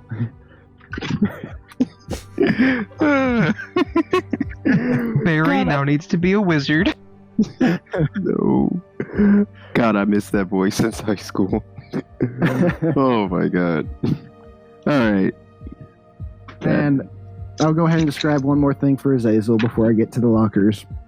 As you put your hand in the other pocket of the doctor's coat, you pull out this odd, like roundish shaped rock. And looking at the rock, there seems to be odd scratchings on it with an eye in the middle of it. Oh. So that's where this floor's eye is. I would like to put it back in the pocket, and, yeah, sure, I'll relay that information to the other two. Alright. Be sure to get as soon as possible. He may be able to unlock that door from what he told me, and probably from what you overheard. We might be able to get some magic back, which could go in handy for us. Yes. I concur. Let us meet back with the others. Well, let me pick these locks first. I want to see what Barry... I want to find out what's in these lockers as well. Oh. As I retrieve my arrows and Alright. kind of lean up against the table. I want to stand, but kind of lean on the edge of the table and just pull out my pipe and start smoking it and watch and see what's in there. Go for it. You start doing as you say. As you do, Barry, you walk up to each of the lockers. There's 2 lockers and there's 2 cabinets that you find, and you unlock all of them with the key that you found.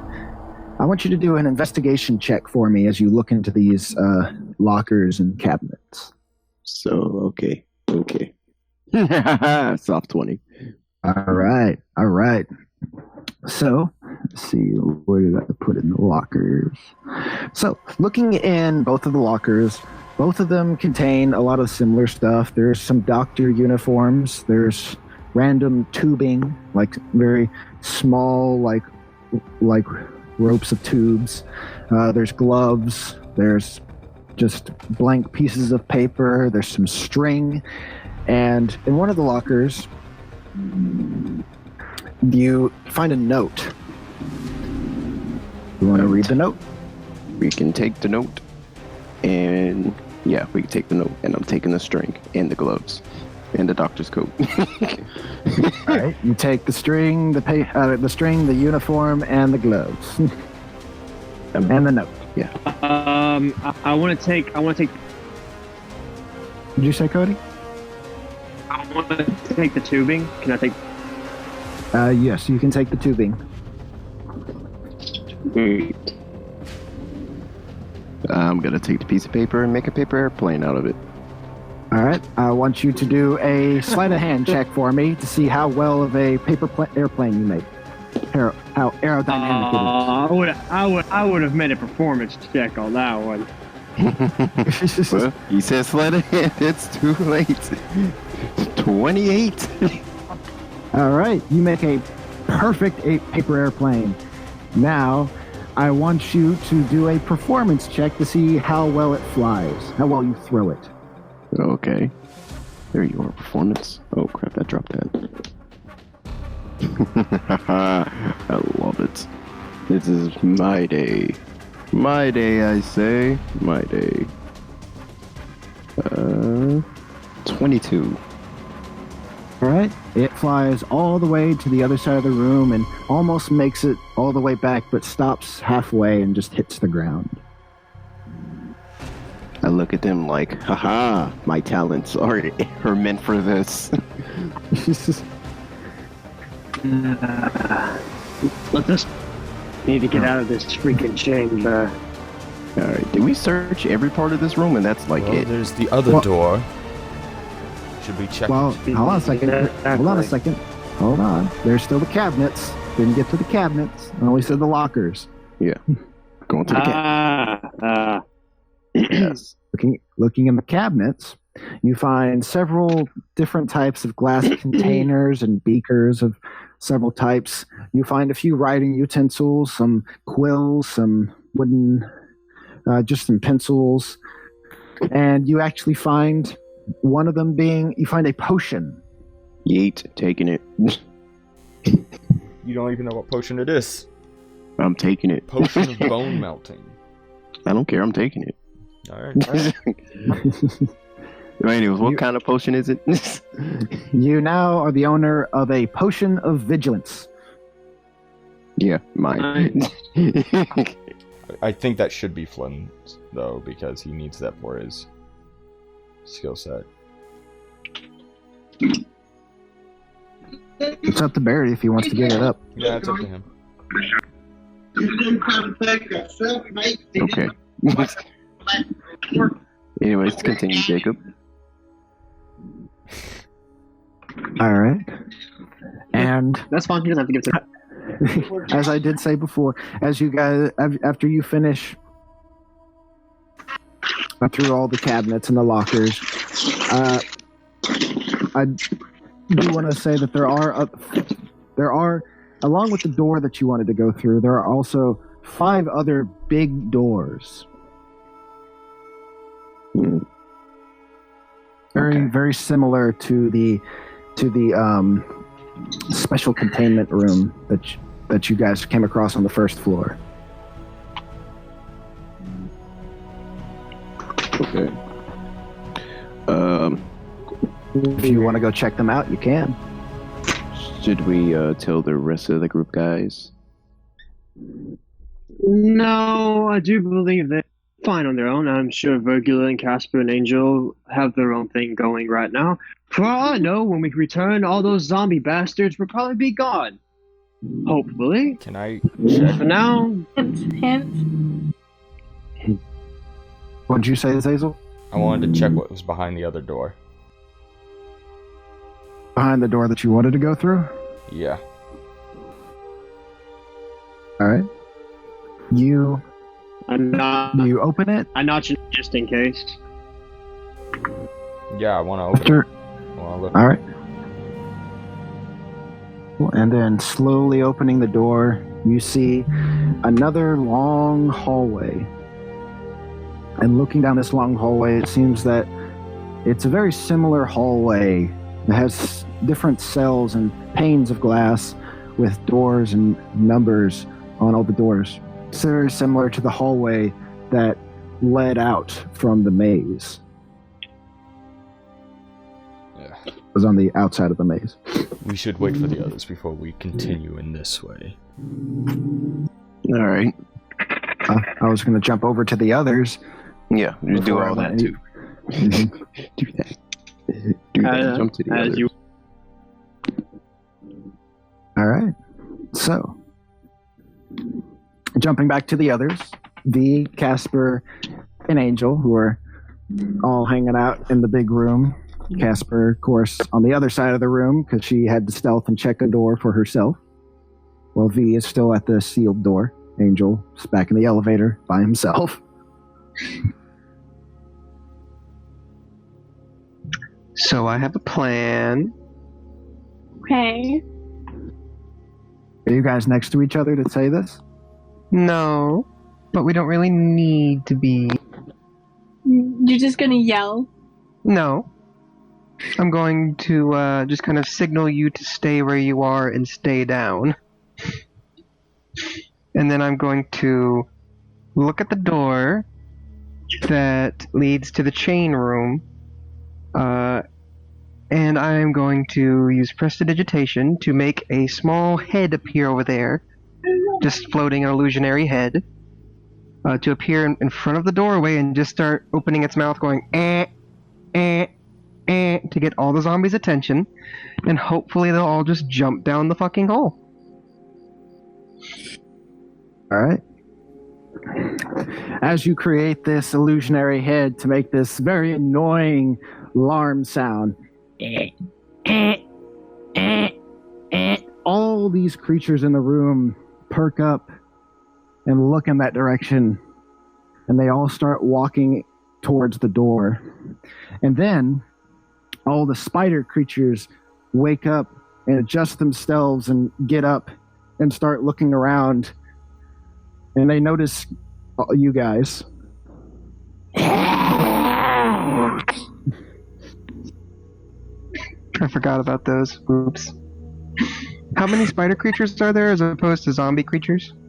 There are 9 of the spider creatures. Oh my god. I mean, they're not that sturdy. They're going to start running at you There's 9 guys. of them. Yeah, I guess we're rolling initiative at this point. Yep, it's going to have to be initiative for you guys as these things start bolting towards you guys. Oh well, hopefully that'll take care of the zombies anyway. 15.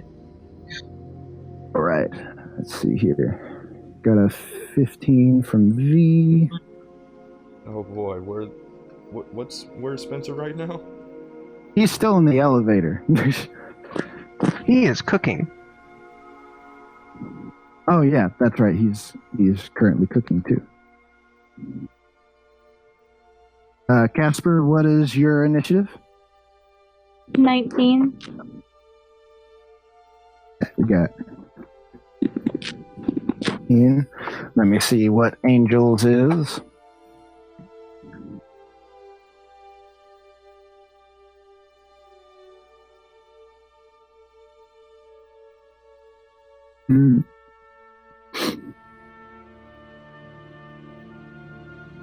Angel got a 17. Interesting.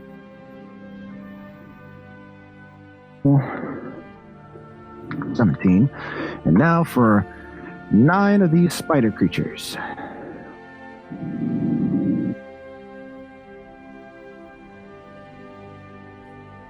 One.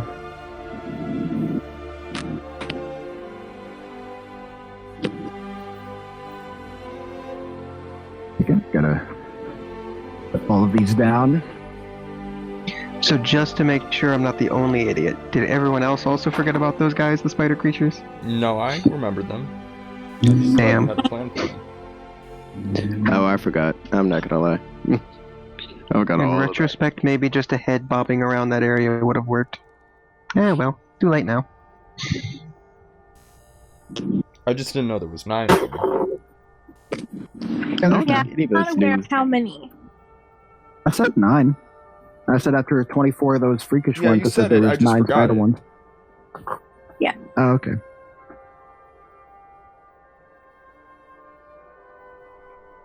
I totally forgot about it too, so it's okay.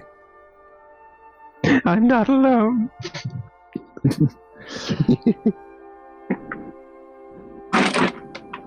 Brother! Right. Second. Well, we done 3. Need to do 6 more.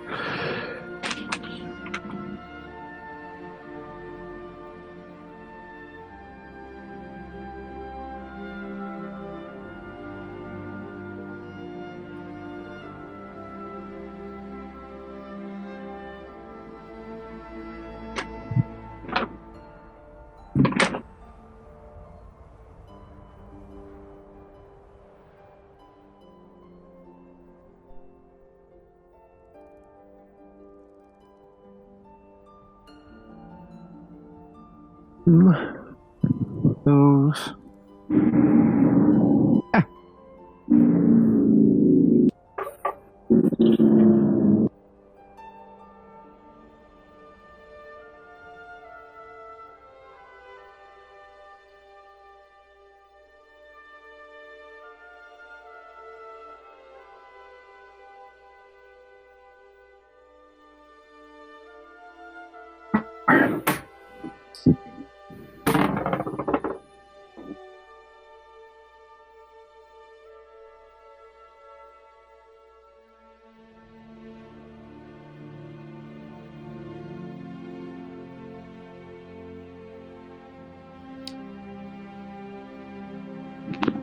Working on the map there, Jacob? Well, I was rolling initiative for all of them first. Now I'm working on the map.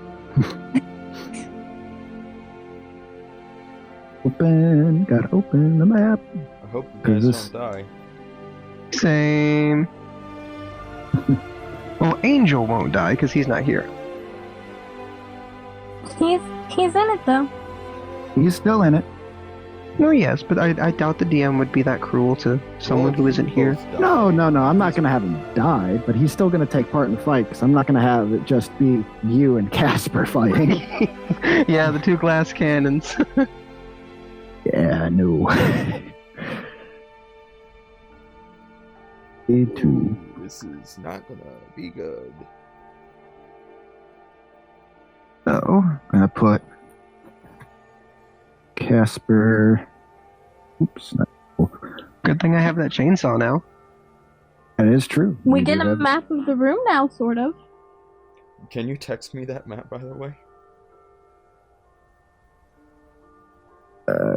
Grab V. It's all the way over here now. Up, Angel. Put him right there. So, 1, 2, 3, 4, 5, 6, 7, 8, 9.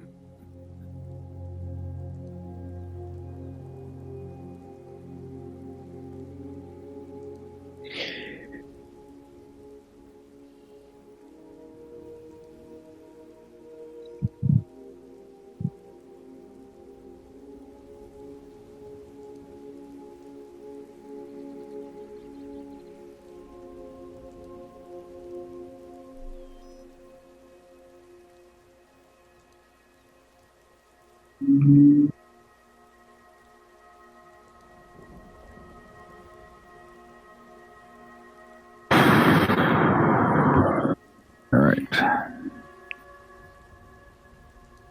I'm making it. Give me a second. Remember when you said that we were going to be fine? I didn't know this was going to happen. Yeah, I need to take better notes of what's in the room or something next time. I think you guys got this. It's good. It's fine. It's fine. We'll be fine.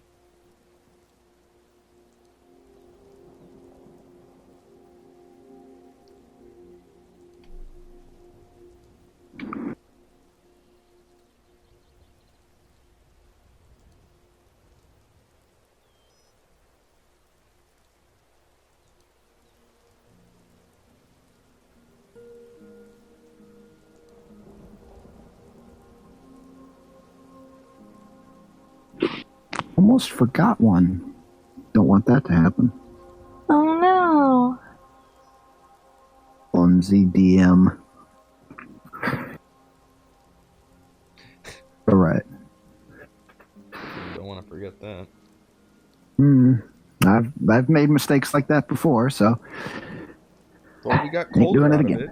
Out of that mistake once. That's true. Let's say, make sure.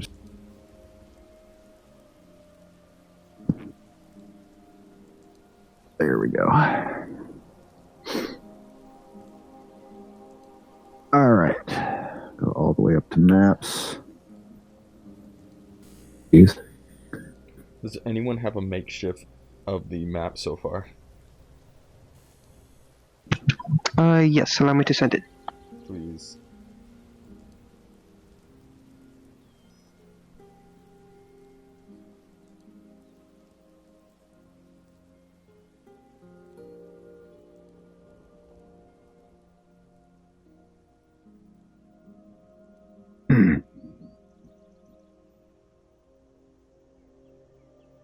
Oh well. There you are. That's all I got.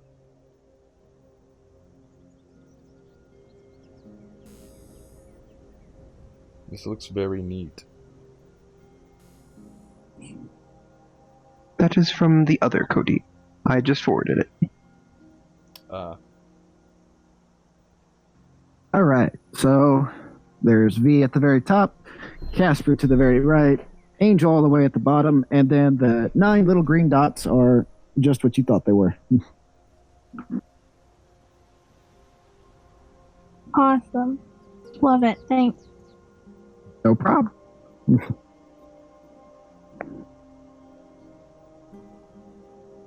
Oh.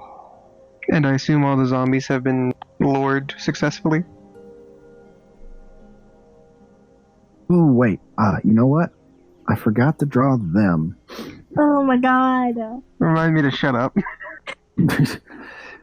Let's see here. Let me put them right here. I'll just make like a basic I'm thinking shape. you guys should just run. Greatest decision.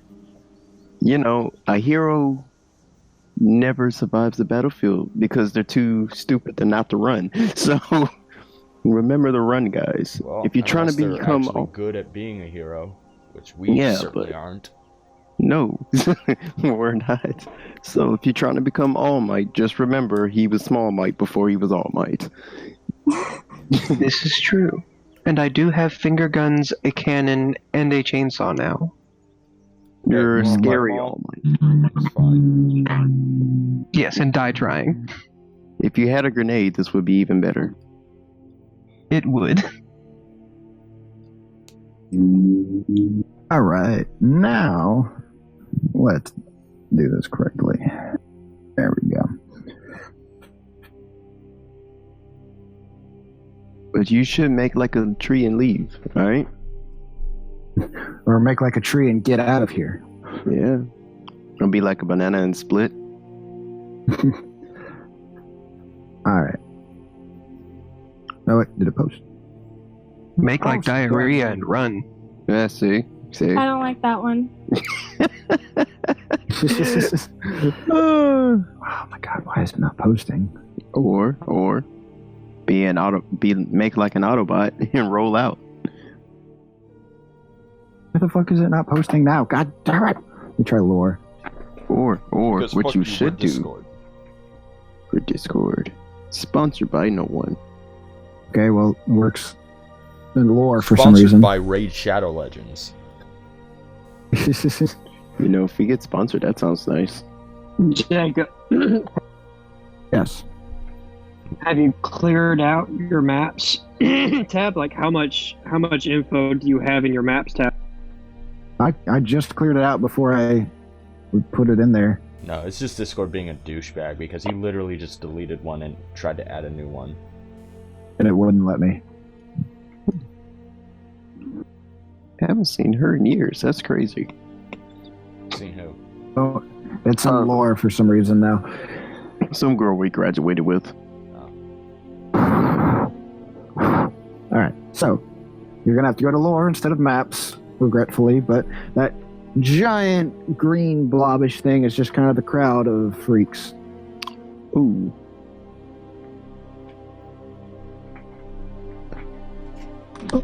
Let's start at the beginning. which was Casper. Casper, you go first. Of course.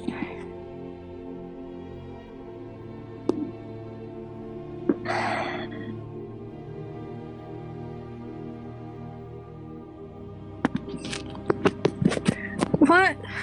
Why did you do this? I forgot. I'm sorry. If I had just done the bobbing head, then things probably wouldn't have gone so south. I mean, they probably still would have woken up and noticed us whenever everything started moving. She might actually kill you. She's hella thinking about it. It's just like, oh yeah, you're dead.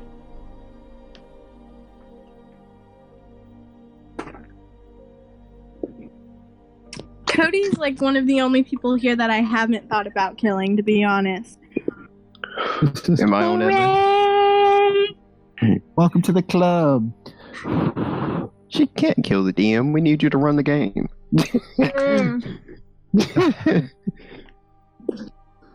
Doesn't mean I haven't thought about it. I hope I'm not on that list. Well, I am on that list. That's what I hope I'm on. I hope I'm not on the list for you to kill. I'm on the list that you don't want to kill.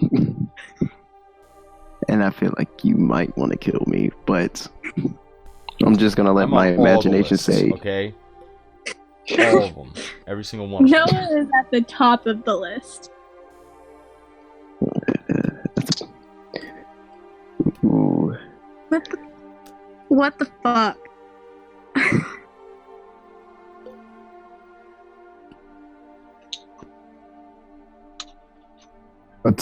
What you doing, Casper?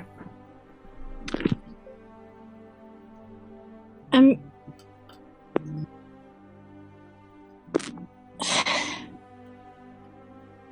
hate this. I hate this. I'm gonna shoot 7. Alright. Shoot 7. You need to roll to hit it, right? Mm-hmm. Alrighty.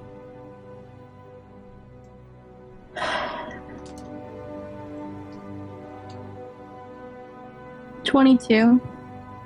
Yeah, you hit him. Never fucking know with you anymore.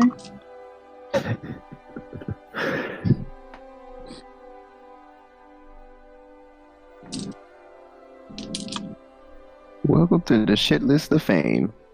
Yeah.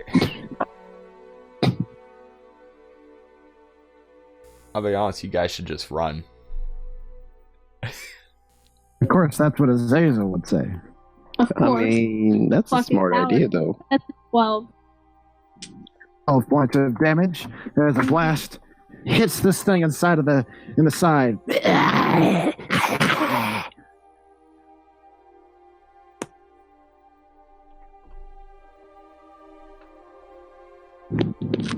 Okay. How far away from me is it? I hate counting these. It's about, let's see, 5, 10. So, like 50-ish? It's more like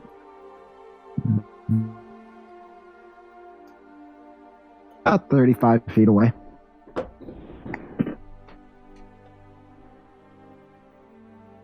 That's if you're going diagonally, of course. If Yeah. you went, Oh, I'm not trying to walk to it, so that's fine. that was not the intention.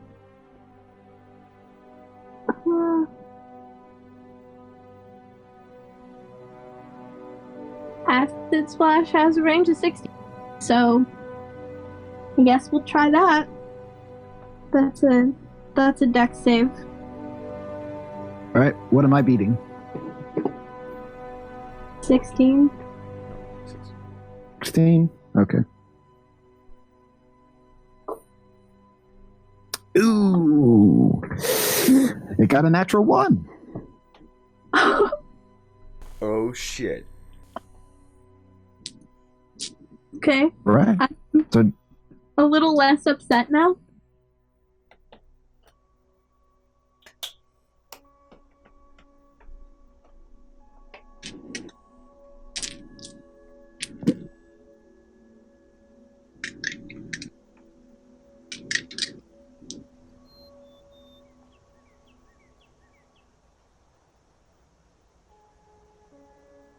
what's the damage?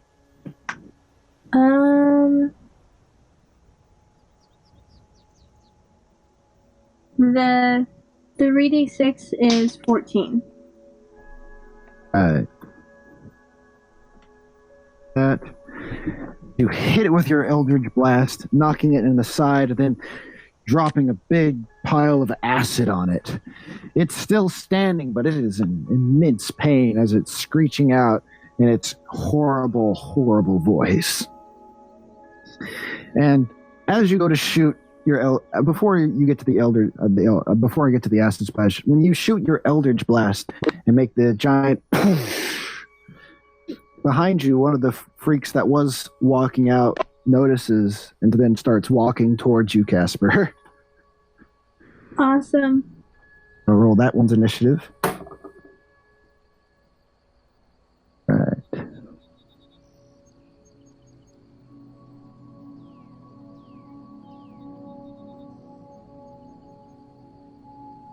That one on there. As a note, the prestidigitation thing is still going for an hour, and it is non-concentration, so woohoo.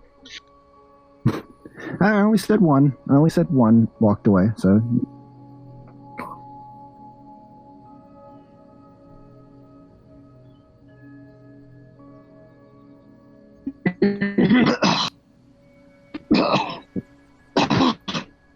You okay? I just choked on my Dr. Pepper. It was awful. Yes, Dr. Pepper is awful. Hey That now. is just your opinion. I kid. I mean, it's the correct opinion, but yeah, it's just an opinion. I don't. It's just an opinion. We're gonna leave it at that. All right. Let's see. Before I update the map, I'm going to go ahead and move 9 because Spider Freak number 9 actually goes right after Casper. Awesome.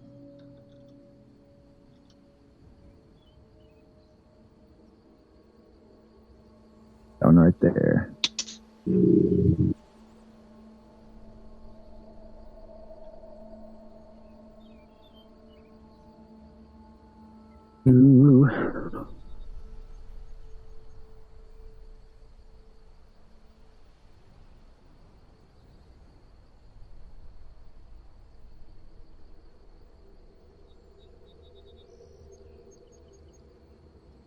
All right, so next would actually be V's turn, I do believe. Let me check.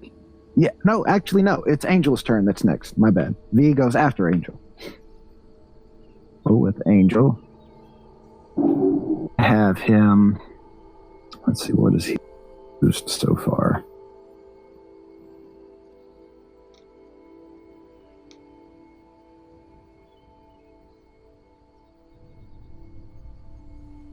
All right, he's going to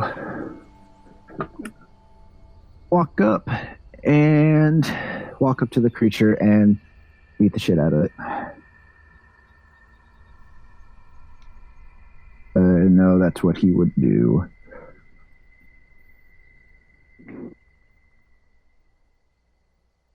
There we go. First attack. That definitely hits.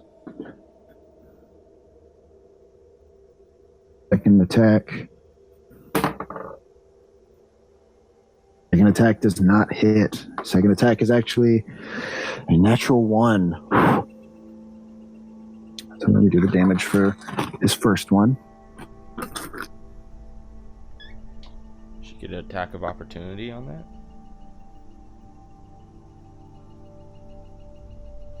The spider thing is going to get an attack of opportunity, yeah.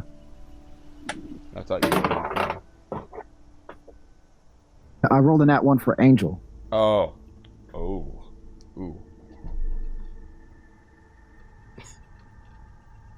That's going to be 10 points for that attack.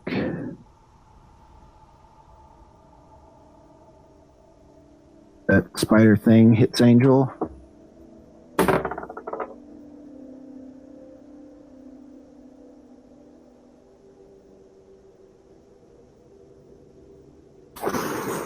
It does. It does hit him. It's going to do 8 points of slashing damage.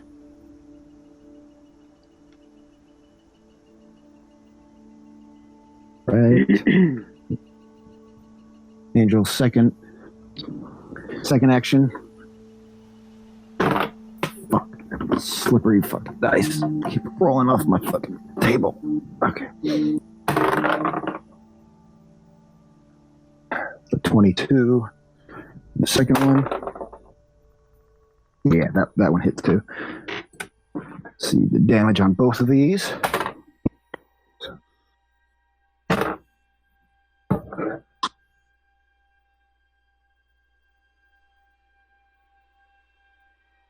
13 points of damage.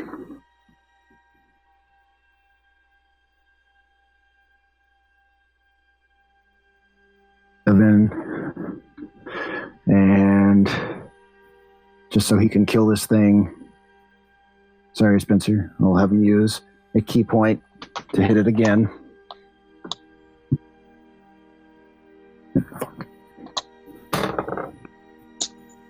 No. It does not hit him.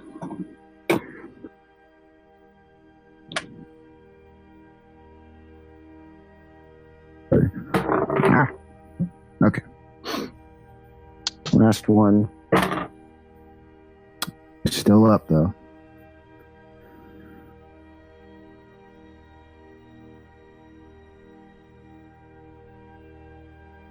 Maybe Angel's turn.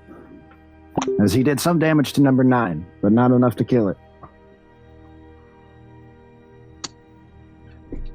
Next is going to be V's turn.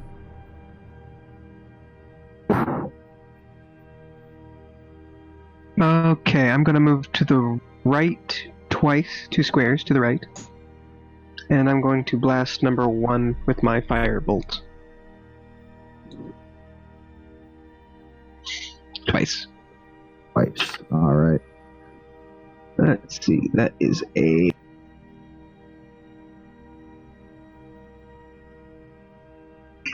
Uh, 16 to hit.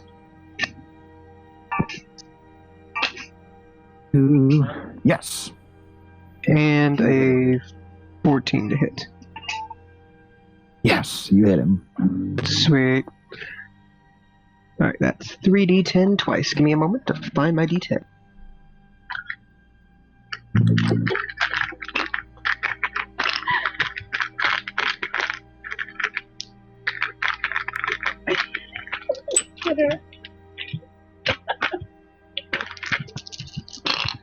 Alright, that is 16 damage for the first one.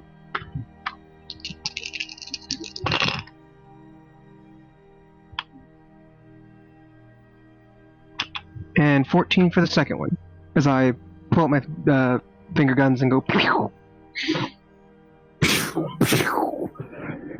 That was just enough to kill it.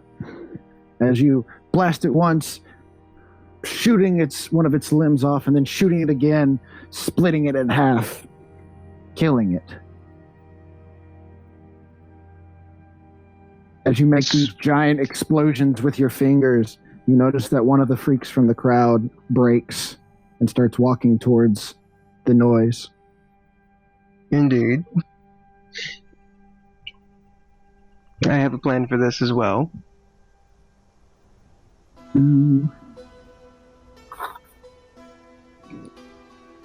Unfortunately, though, I believe that's everything I can do. Oh wait, my cannon. My cannon's still alive. It exists for up to an hour, and I don't think it took an hour to get up the elevator. No, it took a few minutes. It took about maybe 15 minutes. Okay. Well, it takes a bonus action to command it anyway, so can't do anything else. All right. We roll for that one's initiative. It just acts on my initiative. If I Oh no, choose I was to tell talking it. about the spider, not the spider freak, the one of the ones that is now distracted by the giant lightning noise that it heard. Oh, right.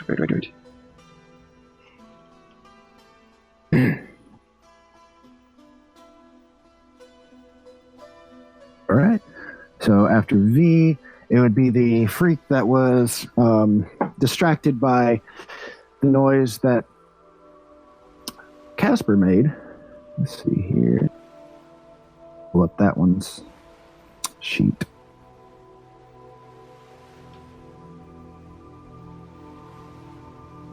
So many tabs open. All right. So it is going to walk towards you, Casper, of course, because it heard the noise from that direction. And it is going to try to attack you. It's going to kind of slam you with its arms, just kind of like throw its arms towards you, and then it's going to try and bite you. Gross.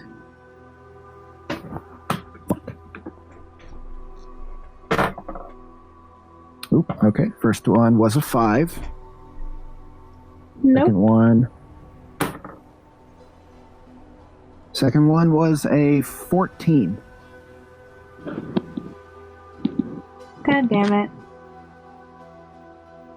Yeah.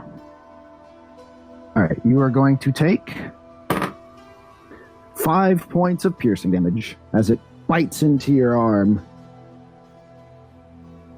Nasty.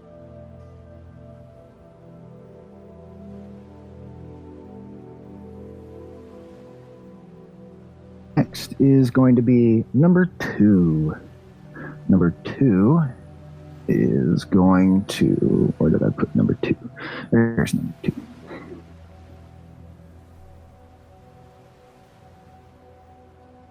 Is going to make its way to you, V.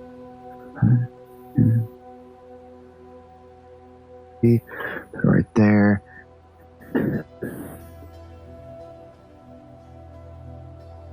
Three is actually next.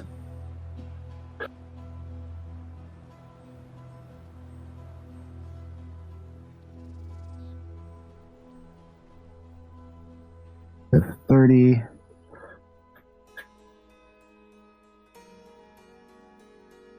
Where's number 6? There it is.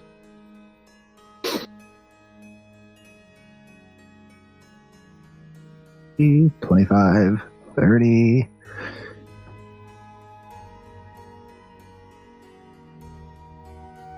Is 8.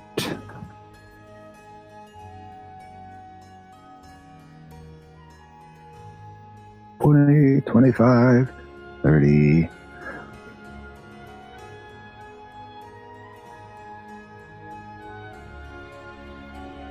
Is 7.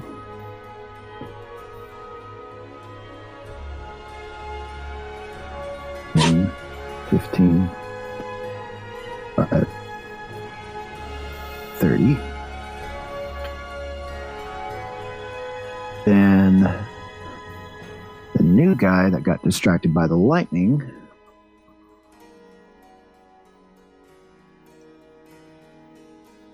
five.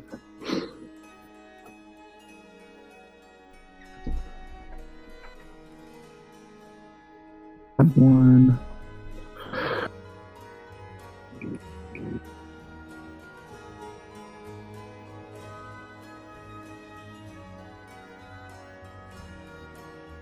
Not least this one. Where are you?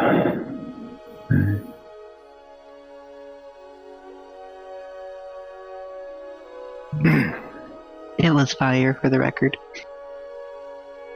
It was what? It was fire, not lightning. Oh, okay. I thought you said I heard light. I thought you said lightning. My bad. Okay. No, you're good. It's firebolt. It's a very odd name spell. Okay, that's probably why I thought lightning. And,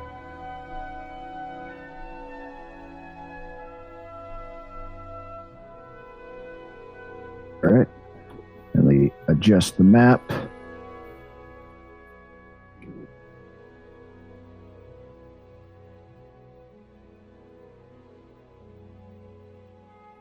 All right, pull it up. And all right, so starting back at the beginning with Casper. What are you doing?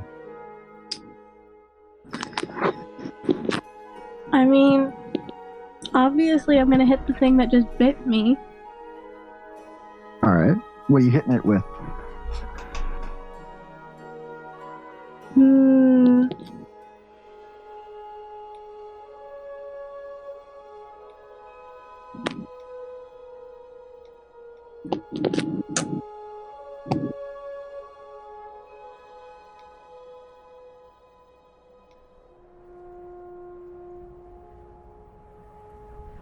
I guess I'm gonna do spray. That does the most damage. Do what? Poison spray. It's a con save.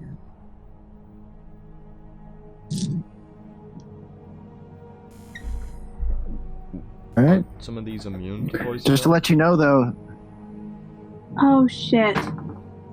Yep, it's these things are immune to poison. Yeah.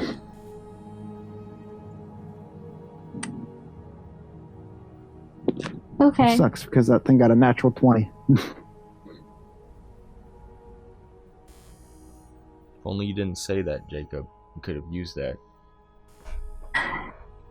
Oh no, I respect my dice rolls. Even if they are shit sometimes.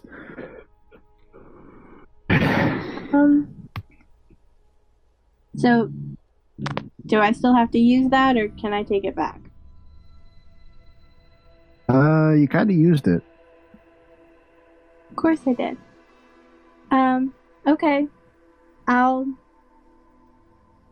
use acid splash for my bonus action then, and 7 and the whatever the fuck, they're 5 feet from each other, so I can use it on both of them.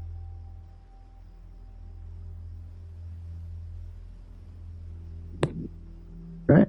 And that's a dex save. That one's is. Ooh, yeah, that one. The one that bit you got an 8, and the spider one got an 11. So they both failed. Awesome. Let me get my dice. Do you want me to roll it once or You roll it once. for both? Okay.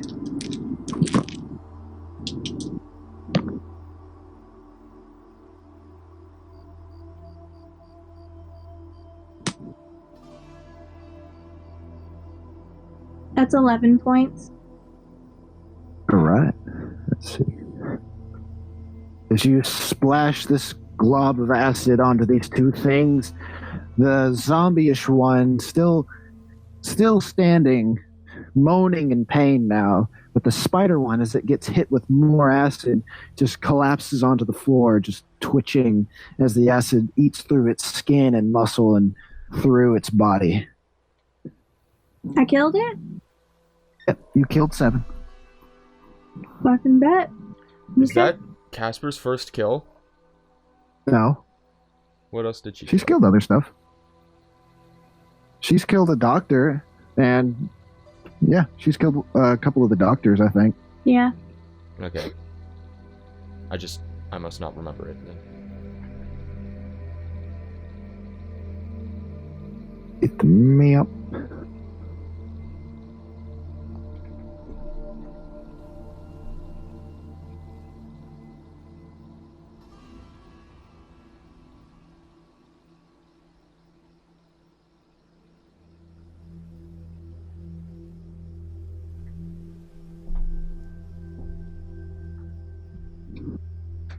All right. Next would be number 9's turn.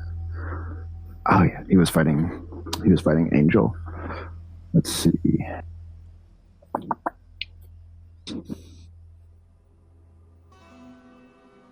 Pull up the right tab. There we go. Make it. No. Got that one. One does not hit either. And its last one. That one does not hit either. And Spencer's, or Angel, gets an attack of opportunity. Because it rolled a natural 1 on one of those attacks. And he got a natural 1 on that attack. So nothing happens on that. I'll change out die. I don't like how many natural They ones I'm getting out hug of each other. They forgive and forget. Alright. I don't like how many natural ones were coming out of that die in a row. So, changing die on that. It was fine.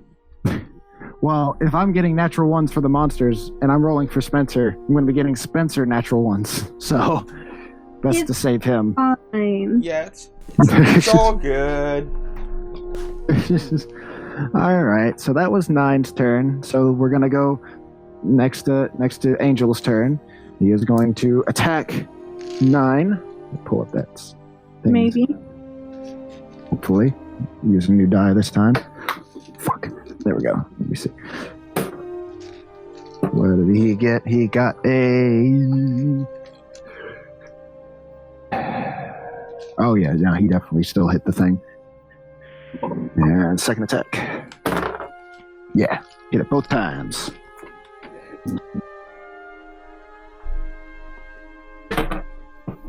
Seven and 5. Right, 12 points of damage. He clocks this thing twice in the face and just punches its head clean off, killing 9. And next turn, he throws the body like a windmill of death at one of the others. Whoosh, whoosh, whoosh, cha.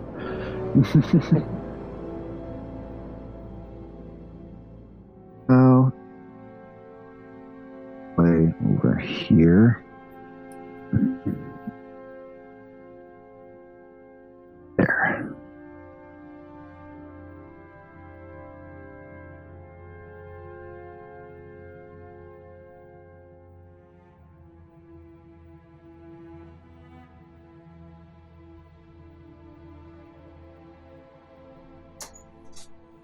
Going to perform his second action, attack twice. Bam. Soft 20. Oh, yeah, soft 20. Bam. 23. Both of those hit.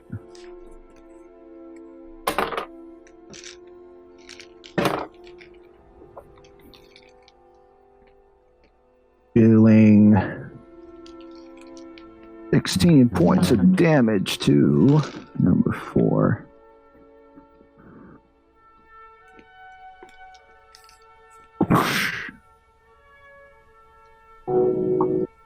Alright, now I'm going to jump over to V's turn.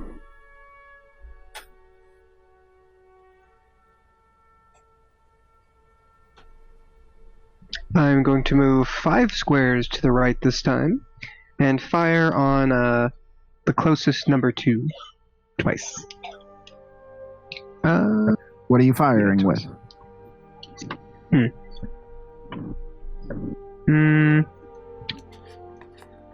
First, I'll use fire bolt. Alright. And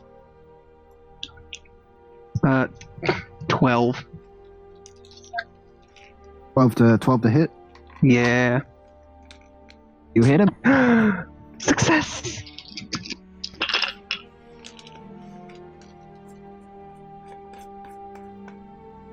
Seven damage. Alright, 7 damage to number 2. And yeah, I think I'll just now I'll bonus action and have my turret move out of the elevator and climb up the wall 10 feet. Alright. And then I'll have Crawls out, goes to the side wall, and starts making its way up. and then I will have it also fire on number 2 since it's at a vantage point now. What's the range that it can hit? I believe it's 120 feet.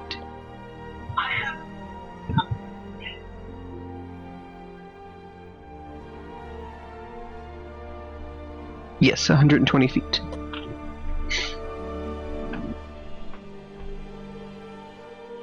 My thumb!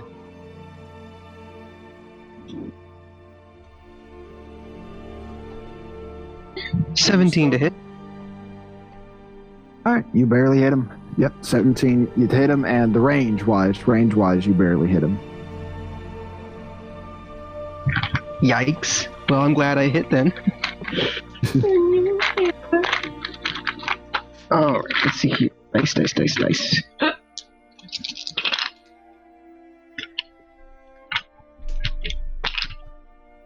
10 damage.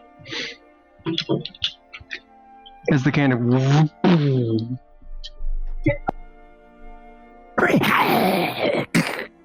As he gets hit in the back with a shot from your cannon. Features one of the freaks from the crowd notices.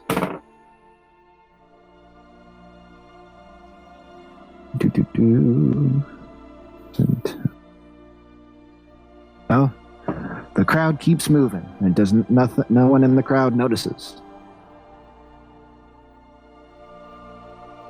All of them are now still fully engaged in the alarm sound that they hear. Right. So, going back to the freak that bit Casper, he is going to slam his arms into you again and try and bite you again. Did you update the map? Yeah. It's updated. Yep. Yeah. You didn't kill 2. 2 is still there. I know.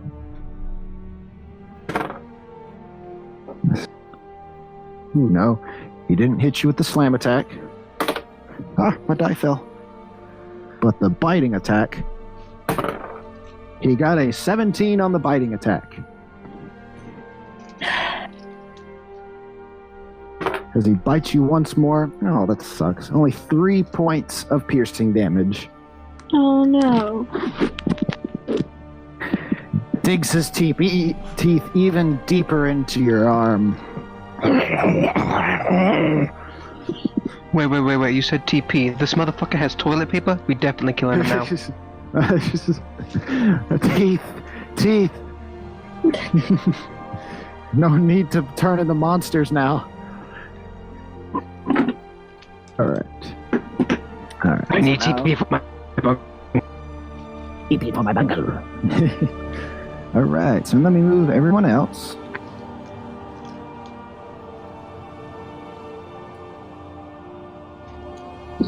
Moving 2.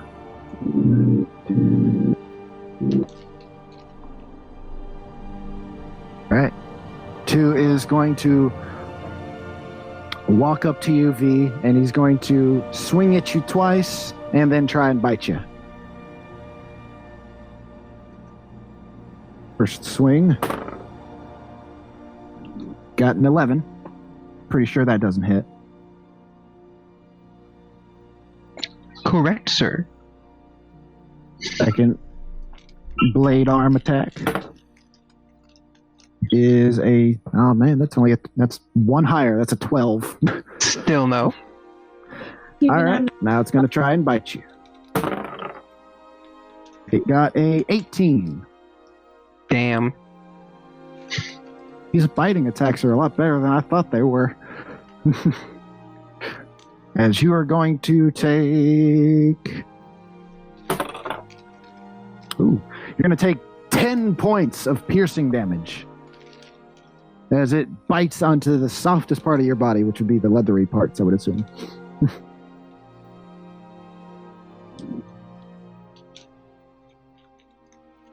As you proclaim, ouch, ow, the pain as it pierces my skin, my epidermis. Roll performance. The largest organ on my body, no.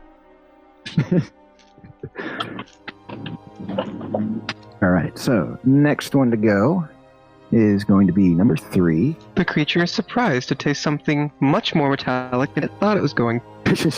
Crunchy.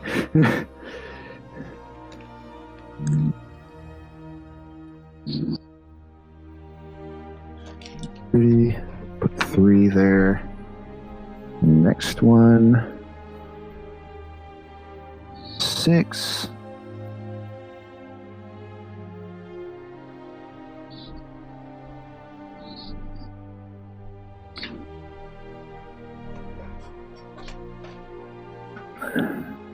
Next is 8.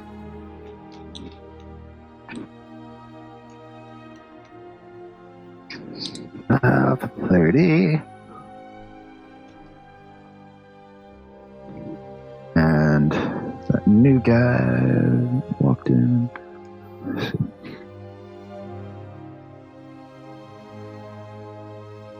And 5.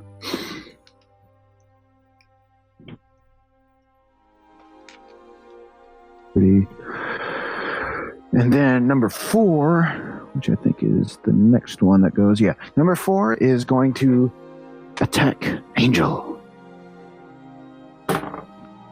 Ooh, misses that first one with only 9.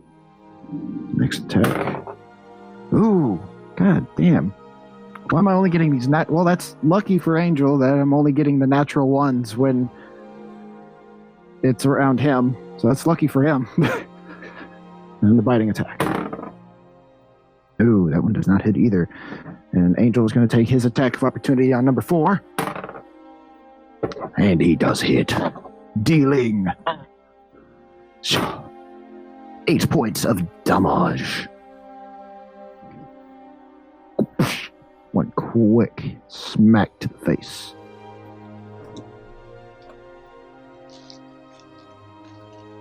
All right. Bringing it back up top to Casper. Oh, wait, hold on a second. Let me update the map real quick.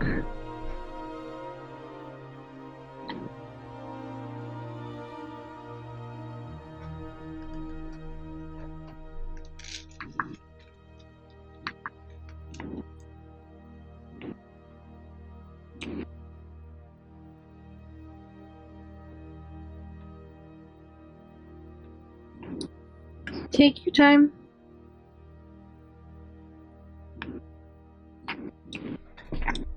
It's your turn. All right. Now it's Casper's turn. Cool.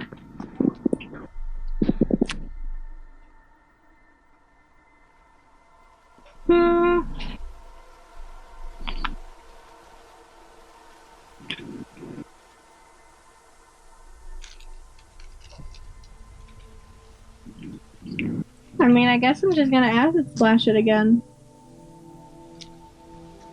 Spells Alrighty. list is a little limited right now. Yeah. Its dexterity is... It got a 13. It's a fail. Your damage.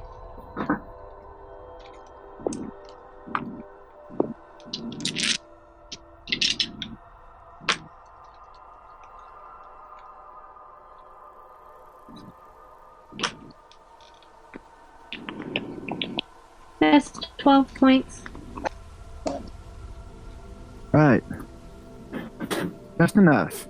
As you splash it with some more acid, as it just slowly crumples down on the ground, as parts of its muscle tissue and just bones just start falling apart. Not the bones themselves, but just the ligaments holding the bones together, as the whole body just turns into a big mesh of pieces on the ground.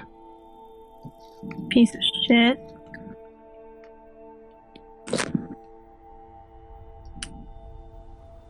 Cool. Glad that's done with. For the moment.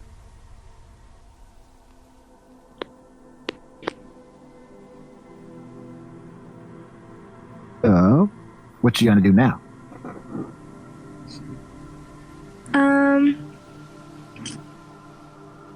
Well, I think first I'm gonna move 10 feet upwards. That way I'm not right beside the giant crowd of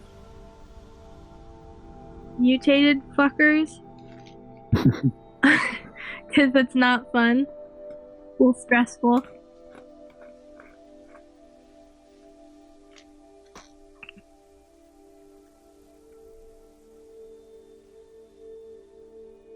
Hmm.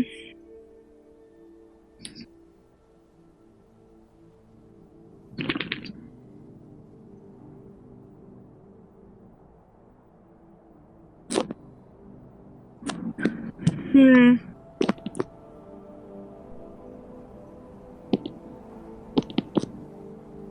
Okay.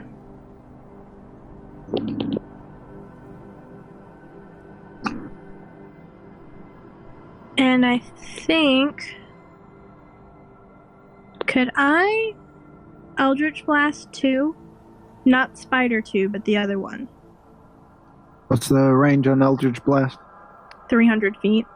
Yeah, you can hit him. I just wanted to make sure it wasn't a, well, V's in range, so you might hit him. Because... I mean, if you're hitting the zombie-ish one, then nah, you're fine. Yeah. Okay. Well, I will roll for that then.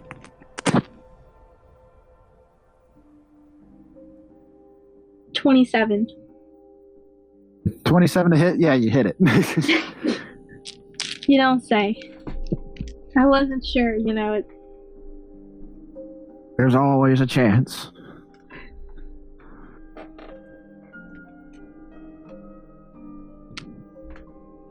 $11 points. Yeah. As it gets blasted in the side, almost knocking the thing to the ground, it kind of slumps itself back into the lumbering pose that it had and still keeps walking towards V. I tried. That's all I got.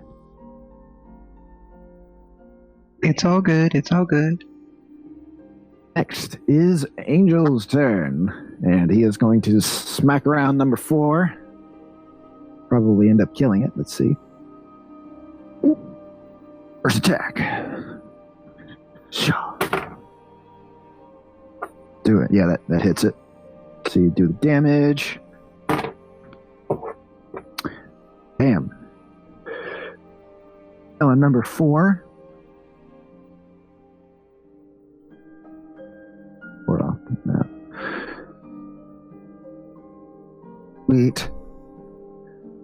Does it. One clean punch to the side of this thing, winding it and just breaking all the bones in this creature. It's going to run over here.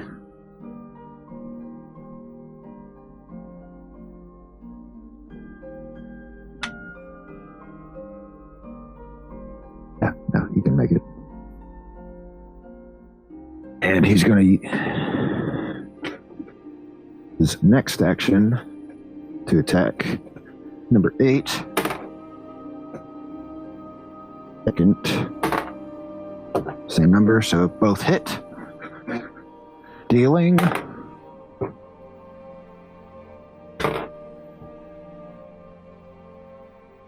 17 points of damage. 8.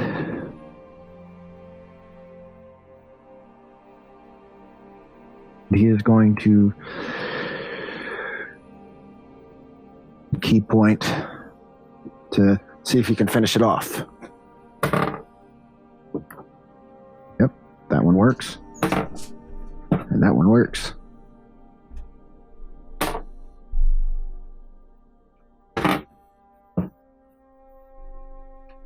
Oh, yeah, that's just enough to kill it. These rapid attacks. This thing lands on its back with all these indents on it, all these giant bruises, and its face knocked out of place.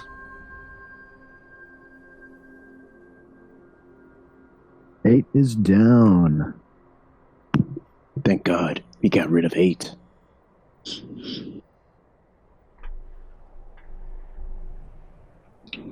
Good.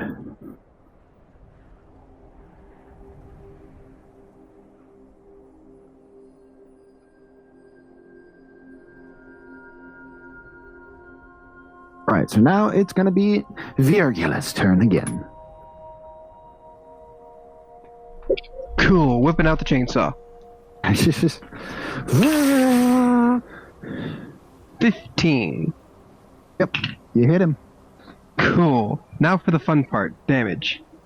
2d6 and 2d12 plus 12. Let's see here.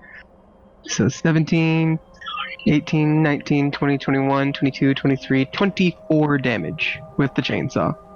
Oh my god. And that was a pretty low roll. Yeah. All right. So, as you pull out this chainsaw hand that you have now, you just run that thing across the creature's face and slowly going down its body, and cutting it in half as all of its entrails fall out.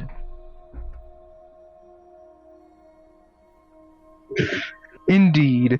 And then I will roll for my turret to blast creature number 2, or zombie number 2. That is an 18 plus 8, 26. Yes, that hits him. I would hope. Alright. Ooh, that's good. Make sure there's no additions. Yep, okay. That is 19 damage. The turret loads up, shooting a shot, hitting this freakish patient zombie creature as its body explodes into pieces. They're taking so many bits of like force damage, or not force damage, but very impactful attacks. His body just explodes. Pick him off. All right. Yeah, I'm good to stand where I am and just kind of look towards the rest and get ready. All right. So next to move is number 3. Number 3 is going to move. Ooh, can't make it there, but it's going to try.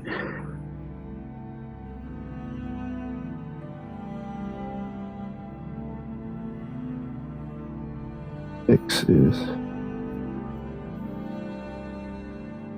30. All right. Updating the map.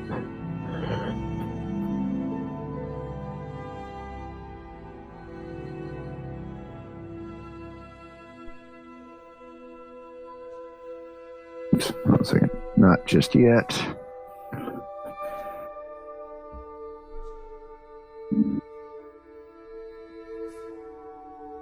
Now, let me save it.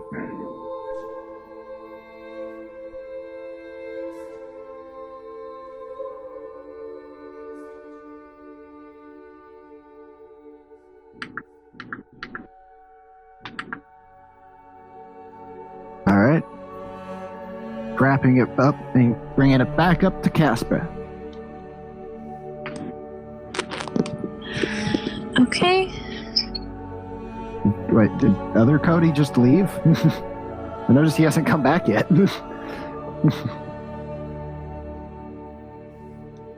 Probably internet issues again. Probably. Yeah. Quick, everyone blow up his phone. It's just bling, bling, bling, bling, bling, bling, bling, bling. All right, but seriously, your turn.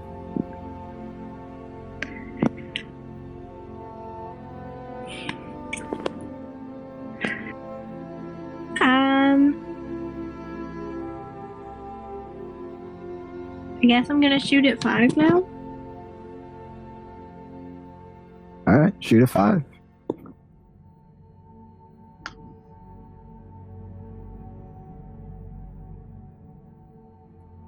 $25. Yep, you hit him.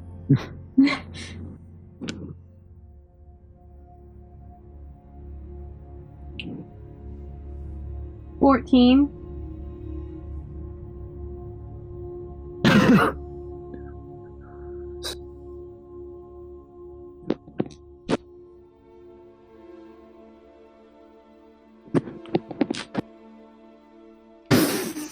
The side of this creature gets hit.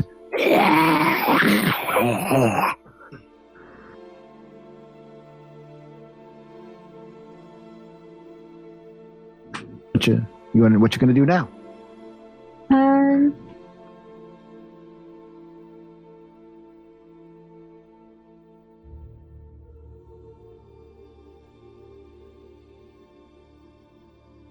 I mean,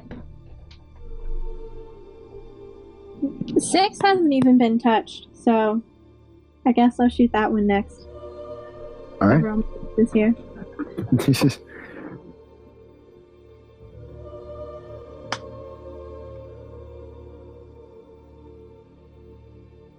19. Yeah, you hit him. Okay. Well, that wasn't nearly as good. 12.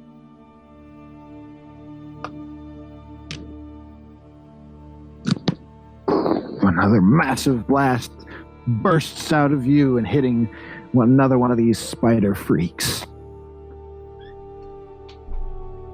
You can tell I really like these guys, right?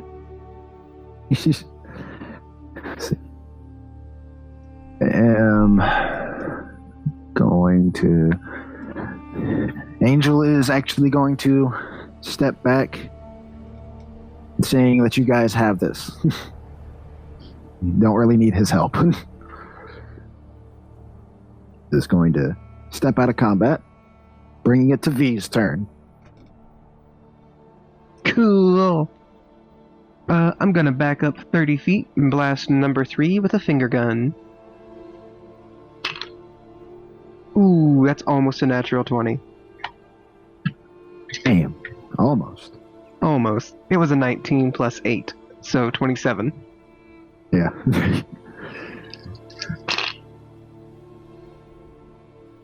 Uh, 14.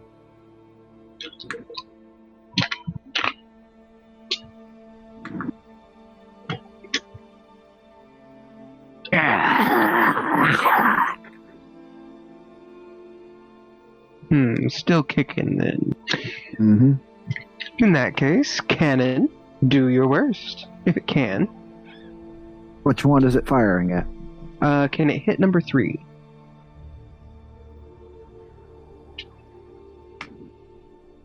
No, the only one it can hit is number 6. I'll have it jump. Well, not jump, but crawl back down and move forward a little bit, as much as it can. Okay. Would it be in range of anything then? Yes. Then he would be in range of 6, 5, and barely 3. Okay. I will go ahead and do 5. And that is a 17. Oof. Just barely. As this blast from your cannon fires at this creature as it's dead-eyeing Casper, and its head, as part of its head shatters into pieces as a blast from your cannon hits it, and the body collapses onto the floor. Cool. Damage is fun, kids. Especially when you have a chainsaw. Yeah, a chainsaw, a cannon, and finger guns that actually shoot. I am like a kid's dream superpower right now. And I'm a you-know-what, so yeah, that too. You're like a grown-up's sweet dream, too. Right? If you could shoot real finger guns, wouldn't you? Oh, yeah.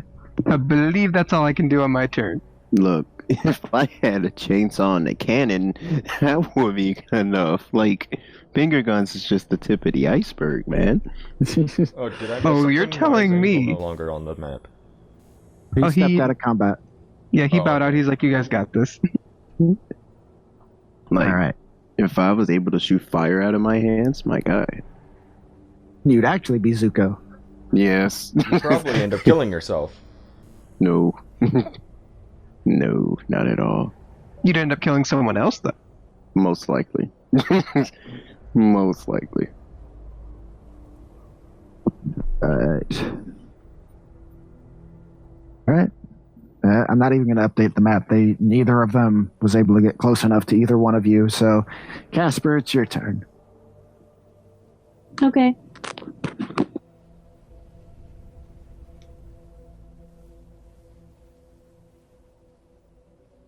I'm just gonna shoot him. So I'll start with 3. All right, shoot 3. 23. Yeah, you hit him. I haven't gotten a single natural 20 tonight. This is actually like kind of weird. It might be a sign. Yes, you did. You got a natural 20. I think it was. Out of all your luck. It wasn't. There was a natural 20 tonight. I think you rolled it for stealth or something. No, I got a natural 20. I haven't gotten a natural 20 yet. Close. I've gotten a couple of 18s, 19s, but no 20s. That was 10 points, by the way.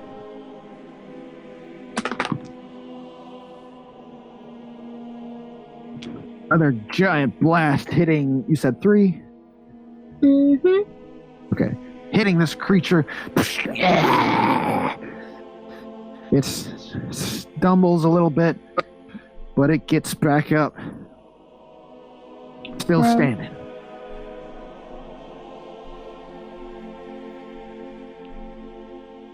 Okay. Still gonna shoot 6 again. I think we've got it. Alright.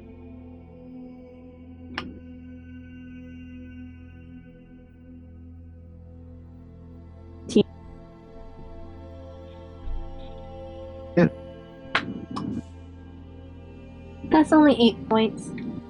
That was a bad roll. 8 points on number 6. It takes this impactful attack, not as strong as the last one, but it still feels the pain of it, and it still stands.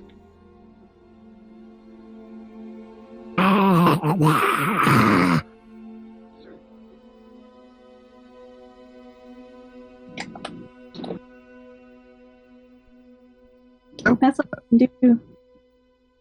V, go at it. It's your turn.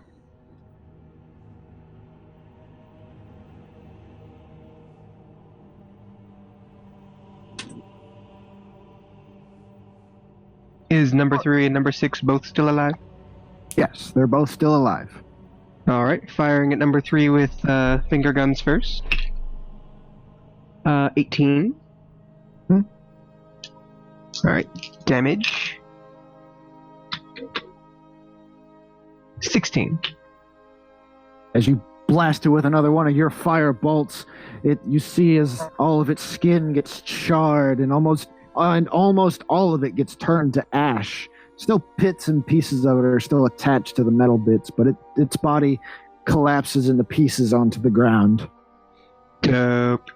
And then I will move my cannon ahead 15 feet and have it fire as well. On number 6. Alright, do your damage. Alright, it hits with a 18. Okay, yeah, it hits him. And then... Oh, that's a lot of damage. 21, I think? Poof. Yeah, 21. As your cannon shoots another giant blast, another one of these freaks explodes into blood and guts everywhere. And it leaves a nice little crater. Alright, you guys killed them all. And as you guys are standing there, catching your breath after this very exciting little moment that happened, you hear off in the distance a very slow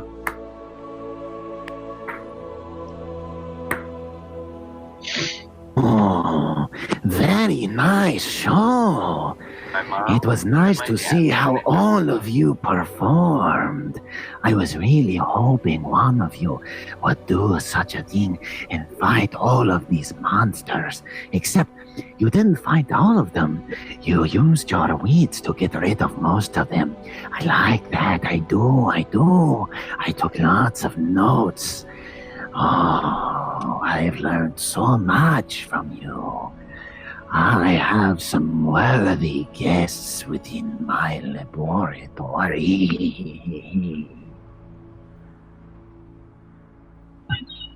Do me a favor and say, Stimpy, you idiot. Stimpy, you idiot!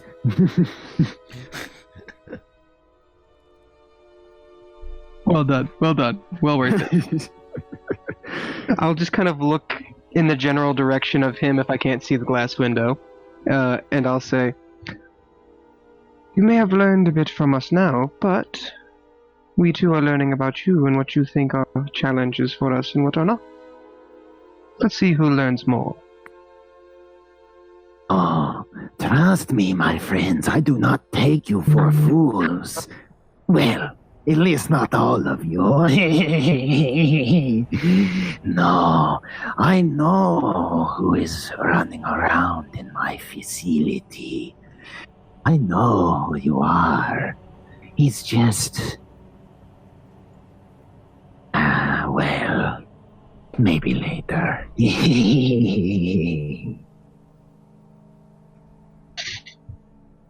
I kind of shrug and look to Casper and can I look around the room again for this rune thing and have Casper help me out? And maybe that map that you could use mending. Oh yeah, that. If Casper tells me about it, that's Hey, what I'll you're do. not there. Don't do shit like that. I mean, Oh. we're going by that, and they wouldn't have even gotten that door open before. So, that rule is a little shaky. All right, so you guys, I want you to roll investigation with advantage if you're going to do that first, and then after that, you can go mend the plaque. Works for me. Okay. Am I rolling, or are you rolling? I was rolling. Either one of you, doesn't matter. I got a 8. Got a what? 18. What were you saying, Dustin? No, it's fine. Okay.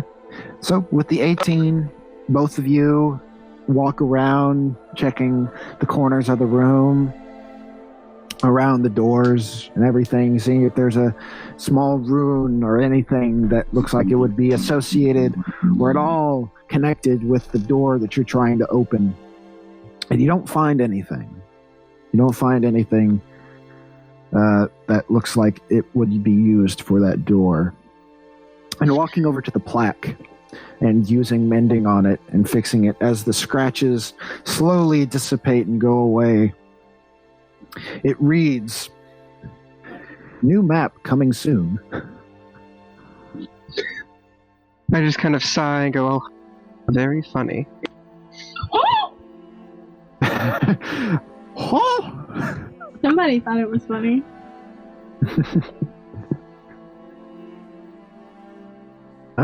So, with that little catastrophe over and done with, well, I'm going to jump back over to Flynn, Barry, and Azazel. Did you guys want to check out the 4 Yes. containment doors? I do. All right. All right. I want you guys to do a perception check for me. Okay. 13. I rolled higher than that. Give me a second. 19. All right. 19. 18 and 19. God damn it. Oh, there we go. That's where it is. Okay. Stop it. All right. So, I'm going to go ahead and start with the 19. As you, Barry, you walk up to one of the doors and look through its tiny round window. As you look inside, it's the same white padded cell that you saw in the special containment downstairs. But when you're looking in there, you're looking around to see if you can find a person. You don't see any person in the room itself. The only thing you see in the room is what looks to be a somewhat ovalish, floating red ball on a string. You piquing my curiosity. You want to look at the clipboard? Yes. You look to the side and pick up the clipboard. Number 2, name Pennywise, is a age unknown. He wears a clown outfit and has long red hair. He has wrinkled white skin. Height unknown. Colin notes, this creature baffles me. It seems as though it prefers the form of a clown to attract children, which is how I found it in the first place. It was hiding in the outskirts of a town in an abandoned house. Through several sessions and testing, I discovered that this creature is not of this realm. I have thankfully put magical restraints on its cell to keep it from wandering around the facility anymore. Permission to transfer patient to 3rd floor, awaiting approval. You know what's crazy? I know nothing about this character other than the fact that he will kill us. You will if you open the Long door. story short, he is a psychic alien monster that can look like whatever your greatest fear is, and since a lot of people were scared of clowns, that's what he stuck to. Yeah. But And we as don't know you- that. But we're also not going to open the fucking door. As you look away, by the way, Barry, as you look away from the clipboard to look back in the window, you see his face right in the window. Hiya, Barry. I go, hello. What are you, Barry? So who here saw It Part 2? Mm-mm. Nope. I've fucking seen them all, alright? Okay, I know it all I'm happens. gonna say is kill it with vicious mockery. Okay. You want a balloon, Barry? I like that paper airplane you made. I wish it was Insult a boat. him. Insult him? That's what you said? It is, but you don't have to take my word. Okay. As I said, I know nothing about this character. Like, everything you telling me is, like, new information. It is very dangerous. This is like an extremely dangerous creature. If you don't Okay. know anything about it. Okay. I would just say that. Okay. Well, Azazel, you're in there, so, I'm not in this fucking cell with him. No, you're, like, in the room in with the room me. with him. Yeah. So I would like to jump in front of the window and say, "Boo!" do you want to? Sure. Well, wait, what did he say? What did Azazel say? I want you to roll an intimidation check. At He advantage, said boo. Since you're surprising. Oh. Since you're surprising him.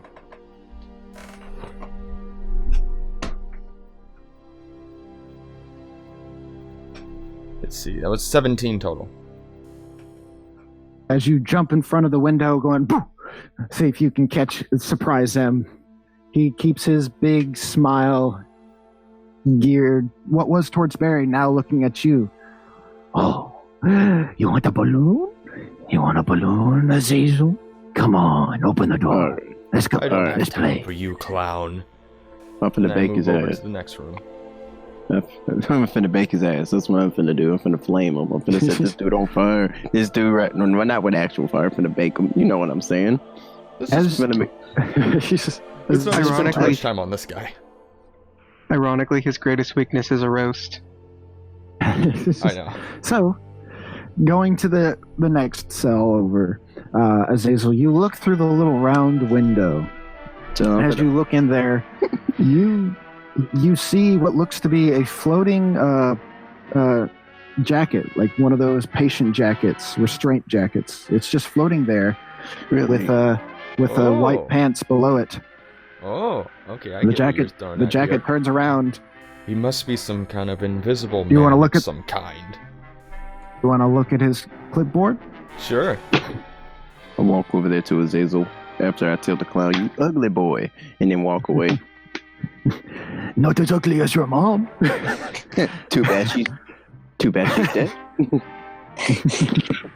Anyways, Been dead a bit long time, but go off, I guess. looking at the clipboard next to this one's door, it reads, name, Jack Griffin, is an age 39-year-old human male. Appearance, unknown. Height, roughly average. Colin notes, Through many scientific endeavors and meeting several other scholars, I came across a man known as Jack Griffin.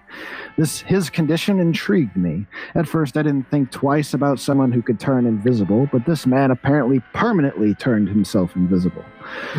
I brought him to my lab for questioning. He actually likes our sessions and even enjoys the company of a fellow intellect. His studies will come in handy for sure. Further evaluation approved. See, here's the thing. I based a lot of Azazel's personality on this guy. You want to get him out and have a chat with him?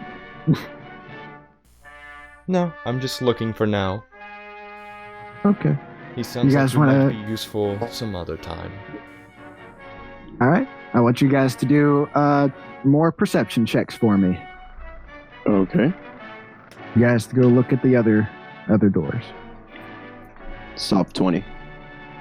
All right. Soft 20. What'd you get, Azazel? That was a 10. All right. I'll start with the soft 20. There you kind of shrug off the floating jacket and pants. Like, I don't see what's so special about that. You walk over to the other side of the room, and you look through the little round window. And so you see what looks to be a man huddled in a corner.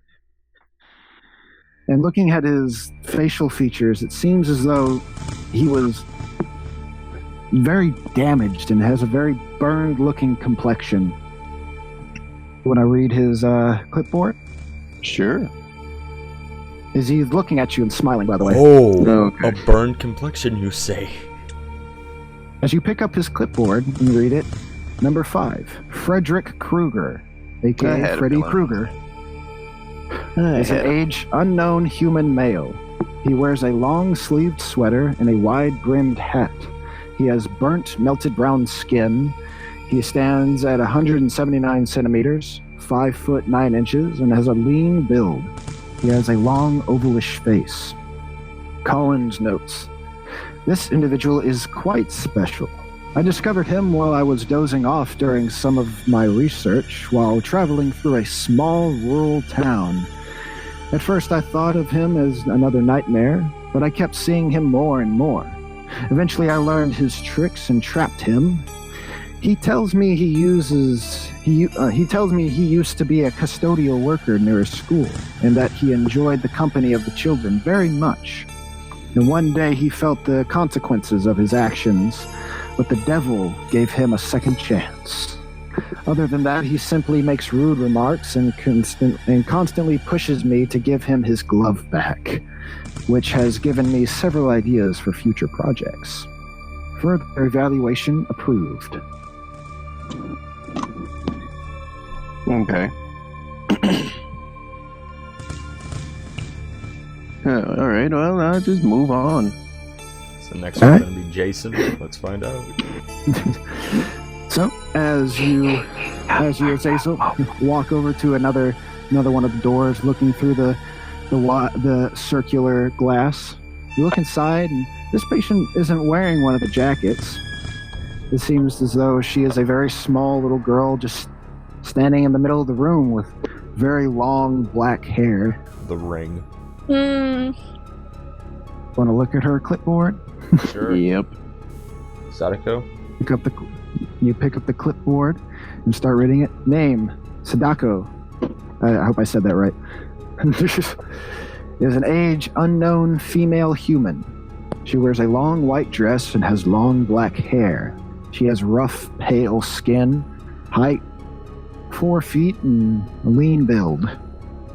Collins notes, this is another patient I have found for myself that holds unnatural abilities. From what I could uncover of her finding a odd-looking box next to a well, is that this little girl seemingly met a horrible fate. Talking with her gets me nowhere, and she seems to want me to watch the little black box that we found. I have taken it to one of my studies for investigation and deconstruction. Further evaluation denied. All right. There's one more. Do Yes. a perception check. All right. 17. Wait, 16. 22. All right. As both of you walk over to the last door, looking through the glass, you see what looks to be another little girl. And she's kind of looking in the corner. She's got her head in the corner. Just kind of like banging it against the corner. As you see, in that corner, a big, even though, since the whole cell is white, it's very easy to see that there's this big, large puddle of like green and yellow under her. What's the note? The clipboard. Pad say? It reads, number 4. Name. Reagan is an aged 12-year-old female human. She wears a long white nightgown and has rough brown hair. She has rough green skin. She stands at 141 centimeters, 4 feet 4 inches tall, and has an average build. She has a roundish face. Oh. Collins notes. After a short visit to a quaint little town, I heard rumors of a girl.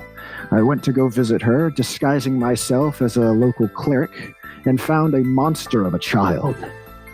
After taking the child back to my facility, much to the dismay of her mother, I learned more of her condition. She obviously seems to be possessed by a demon she has so adamantly called Captain Howdy. I have placed magic around her as so she doesn't cause problems for me later. Permission to be transferred approved. Oh, That's a yeah, great fuck that girl. movie. That's the scariest movie I've ever seen. That was terrifying. I honestly cannot help but think of one of the scary movies. I know nothing That's about. fair. Also a cannon of pea soup. Yes. I know nothing about the Invisible Man other than he's an invisible man. He's an invisible man who wants to take over the world using his science and technology. I'll open the door for him. Hey, buddy! Right. You really want to open He's basically a the door? mad Only cast might doctor go on plus real well. superpower. Yeah. I'm just gonna open the door, but like, hey, you want to be He's- free? He's also Wanna go out? very similar personality-wise to Azazel. Okay, and I'll let you open the door if you want to. Alright, not. talk. Don't. Mm-mm. Okay. I mean, if you want to, she's not there to stop you. I mean, What you my gonna do, whole see plan. him? And see Like, that you did I that? was just gonna, I was just gonna skin him alive. That's not gonna work. Why That's not? not how it works.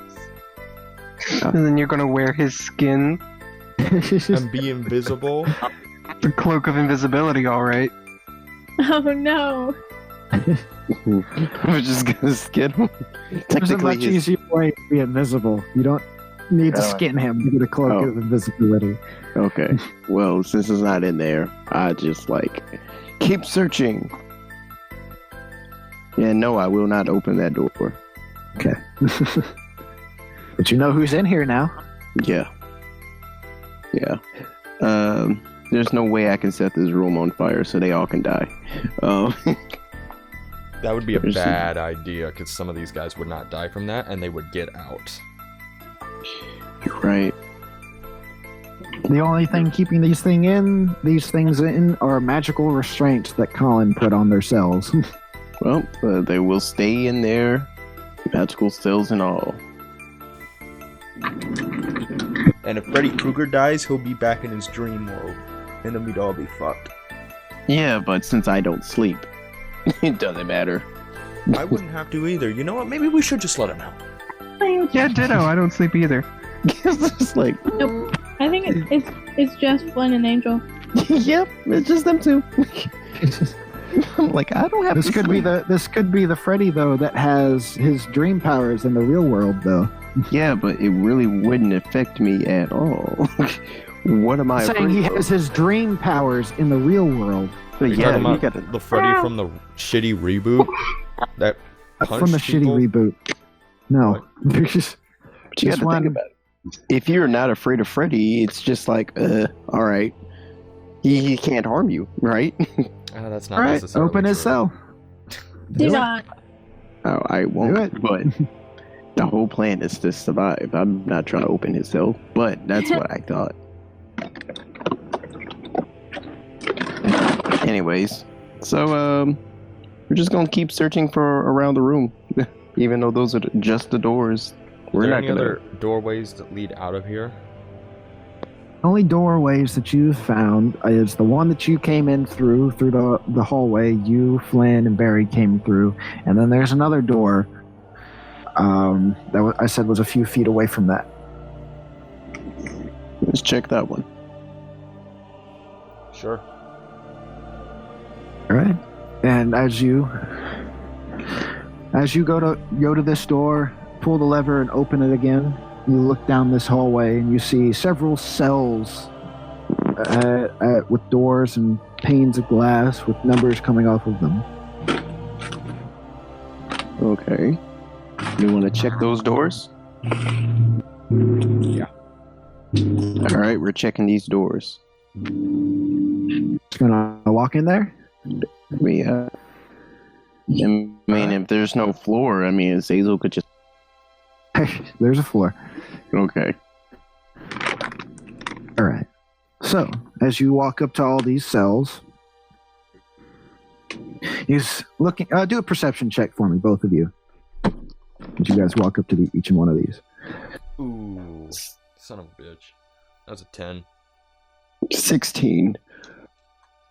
Well, with the 10, Azazel looking through the panes of glass, I mean, you see different types of people. You see humans. You see a couple elves. You see a dragonborn, actually. And each one of these cells actually has, or these little rooms, each have a clipboard next to their door. Now, Barry, as you're looking through all of these looking through all these windows, you see these people. Some of them are either sleeping on their bed, pacing through the room. One of them is hitting their head against the wall repeatedly. You see another one just kind of very jitterily just looking around his room as he looks up at you. As he looks up at you, Barry, as you're looking through the window at him. Do we have a clipboard? No, this one does not actually have a clipboard next to it. All right. Can you describe you? All the other ones Can you do. describe him? He is very thin. He's got very pale skin, receding hairline, brownish skin. He looks to be about 30. He's a vampire. Oh. And as you're looking at him, trying to get a better look at him, you immediately see him run towards the window and as the window breaks open and he tackles towards you, Barry. I'm going to need you to do a dexterity check at disadvantage for me. Really? Yes. There's no such thing as a dexterity check at disadvantage, I tell you that now. I obviously noticed this, right? Yes. It's a loud crash. I would like to Okay. run over to help Barry while he's doing this. He says check or saving throw. I said check. Okay. So is this a straight dexterity roll? Yes. Okay. Well. 20. My God. All right. Let's see what this fella got. Definitely didn't get 20. So, you push yourself out of the way as he crashes through the window and stumbles onto the floor. I'm gonna get you. Oh, I'm gonna get you so badly. Ah! I would like to run to tackle him instead. All right. I want you to do a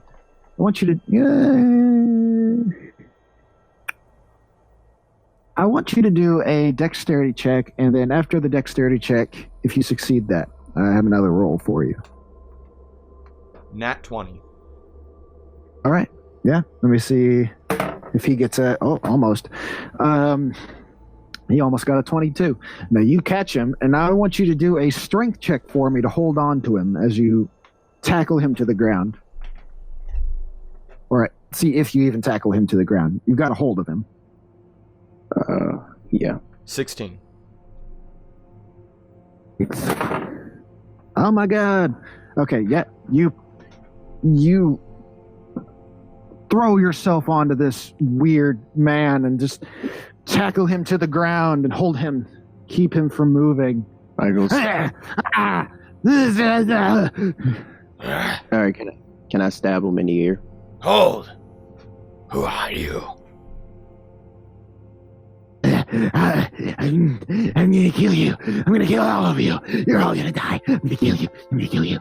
He's getting stabbed right into the ear. It's about to be stabby time if you don't answer. You just said my name.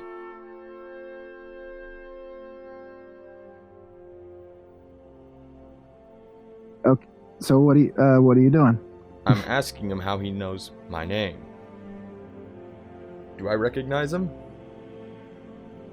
A history check. While Barry is slowly pulling out his knife and crouching down. Well, since he's paying attention to Azazel, I'm gonna roll for stealth. He's just kind of looking everywhere. He's just kind of looking everywhere. Oh, okay. He's has him in a hold. The guy's fine. He's lucky. Because he was about to get fucked up. 23.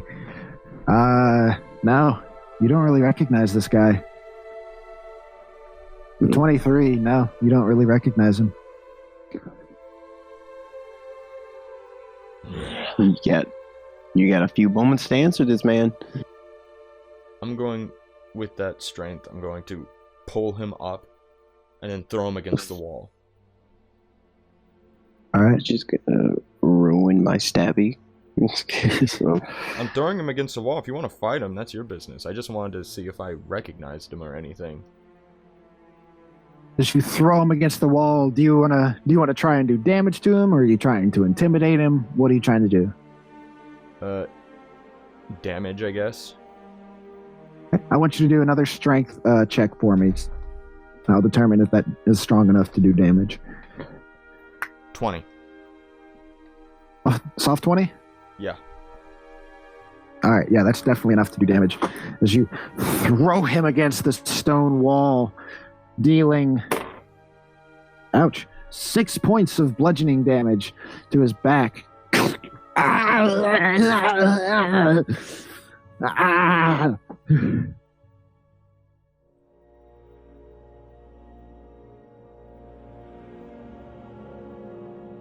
What you gonna do? I'm just looking down on him. And I bend over. Do you know who I am? Do you know the Muffin Man? Who lives on Drury Lane? Anyways. Well, this guy she's seems cool married now. to the Muffin Man. He's married to the Muffin Man? The Muffin Man! The Muffin Man! The Muffin Man! He's married to the Muffin Man. Felonious, don't tell him anything! We're gonna be here all day going through the whole movie if we don't stop now. Yeah, okay. You're right. He's just, again, he takes a swipe at you, Azazel. Alright. You to do a dex. Actually, no, don't do a dex. I'll just try to see if he hits you. He does not. He does not hit you. Good, because I rolled low. Haha! Anyways. Kill him.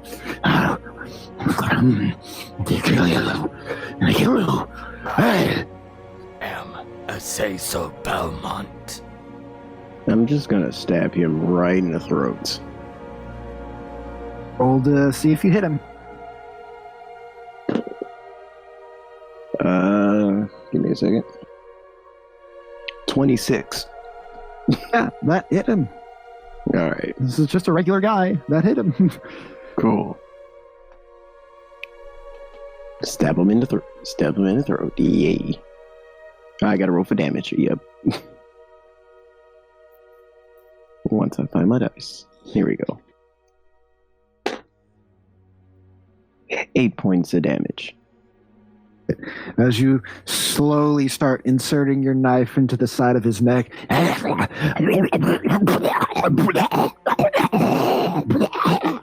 he spits some blood onto Azazel's face and onto the floor,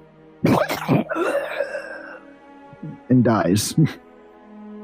I'm going to crush his head with my foot as he falls to the floor. And I'm gonna take his tongue. Crush his head? Yeah, right before you crush his head, I'm just gonna take his tongue. Why? I don't even understand, but okay. Do a medicine check to see how much of his tongue you take. Do a medicine check. I just want some of it. Barry is Why? just trying to build a body, guys. Don't That's worry gonna about it. fall right through 18. his jawbone, though. 18. 18. You take about 80% of his tongue. Good. You know how long the human tongue really is? That's a lot of tongue I got. I mean, we could just ask Gene I think Simmons. Jacob meant surface level tongue, not the whole thing. No. He said 80% of the tongue. It's Just a lot let him of have tongue. it. Just let him have it. You can have Okay. a tongue. Anyway, I It's fine. smash his head in and I look down at him and I say, I am Azazel Belmont.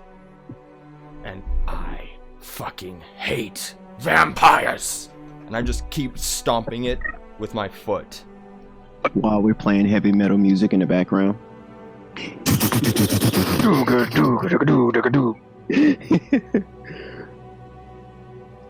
Yeah. See?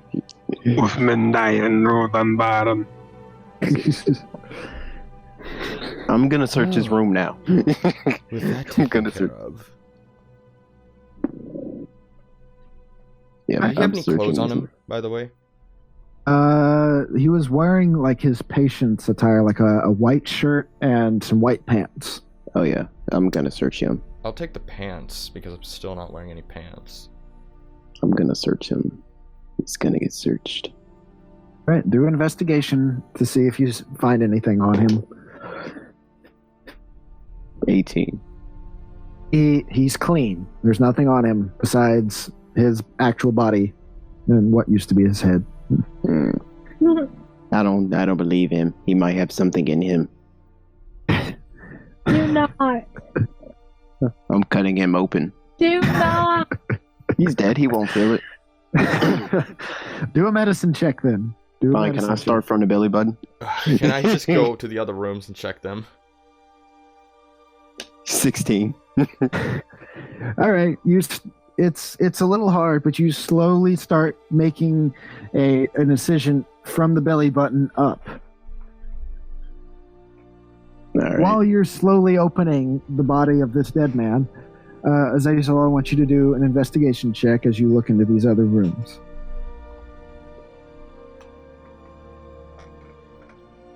Can Flynn give me advantage?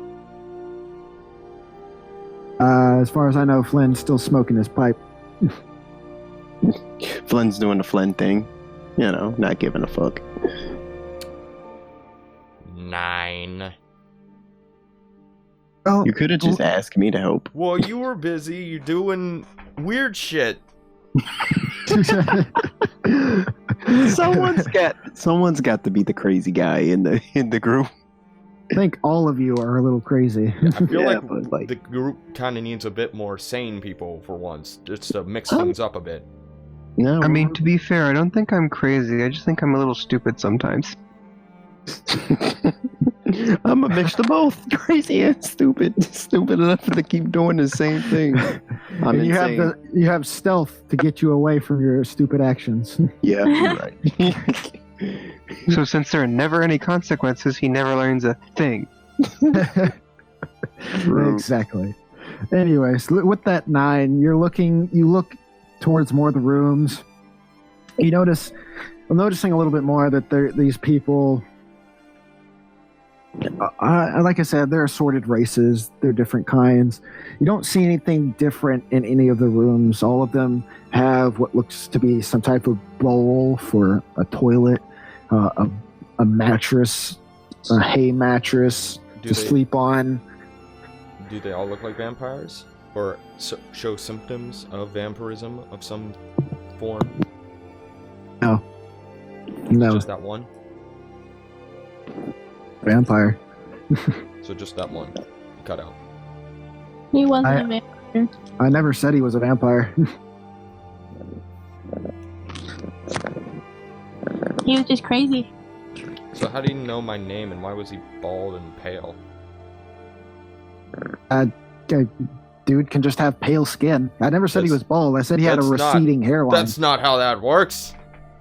I said he had a receding hairline and he was very pale.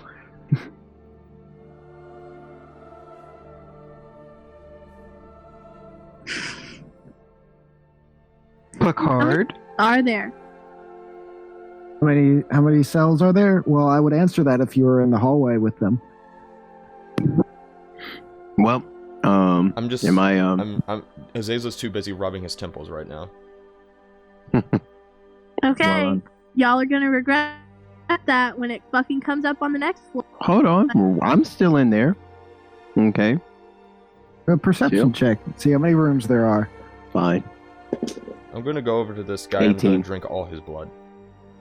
I rolled Okay. 18. 18. There are, 8 rooms. I'm finna check how many people are in those rooms, including the dead guy. Well, there's 7 of them are currently occupied. So then that 7 is including the dead guy, or is that like excluding the dead guy? It's excluding the dead guy. There's 8 rooms, and 7 of them are currently occupied. One of them is empty and has a broken window and a dead guy out front of it. Okay, did you guys get that? No. No one I'm answered. just gonna drink this guy. Okay, thanks. How much Now, health do I get?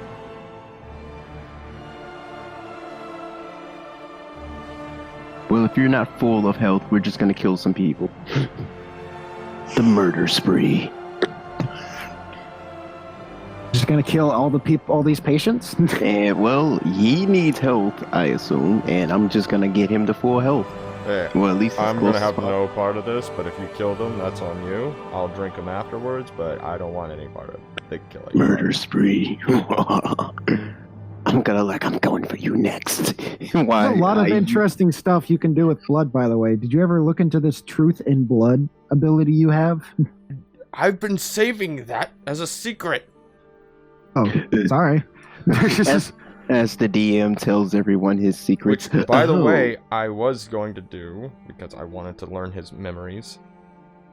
Okay, well, I mean, no one actually knew the effect. I just told them the name, so. Okay. Well, D&D. Google is a thing. D&D Beyond lets me know what it is. So go ahead. I would like to absorb this man's memories. Right, let's see here. And you also gain 22 points of HP back. Where's your health at now, Azazel? 54. How close are you to max? Very far. Yeah, Well, very murder far spree it is. Murder hobo it goes.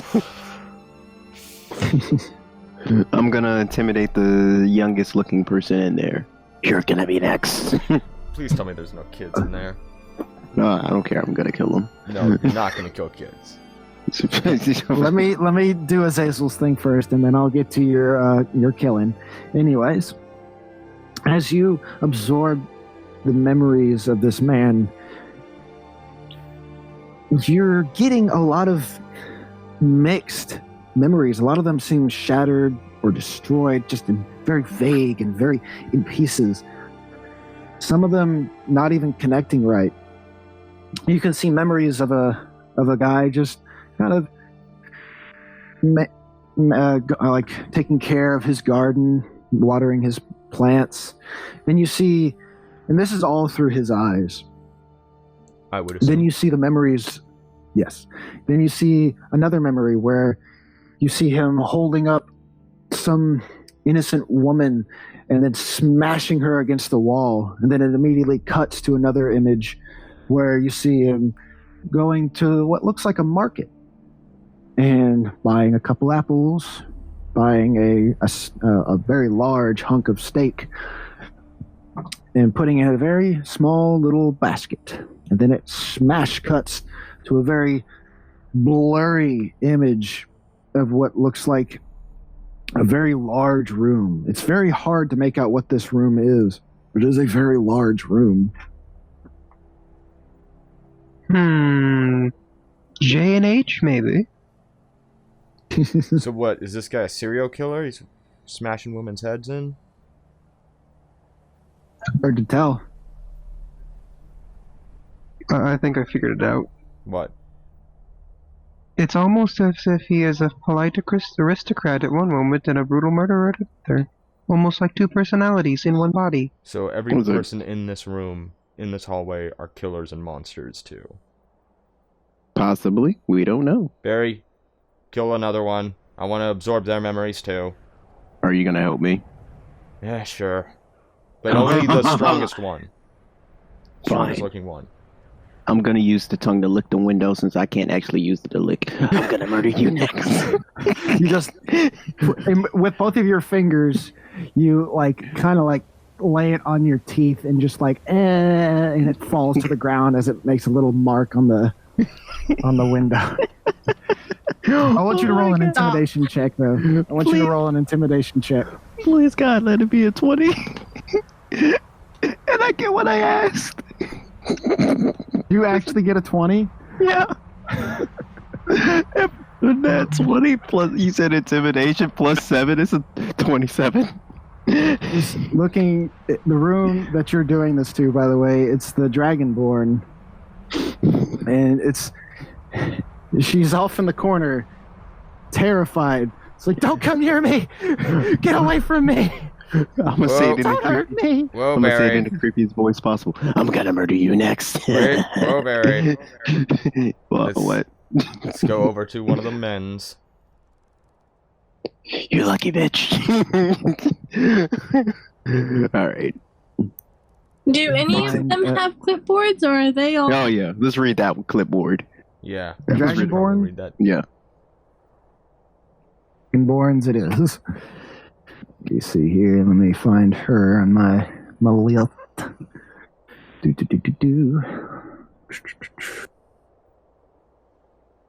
Right. Caindrath is an 18-year-old female dragonborn beggar. She has a smooth head and brown eyes. She has dirty gold scales. She stands at 180 centimeters, 5 feet 10 inches tall, and has an athletic build. She has an oblong, slightly unremarkable face. She has a scar on her neck.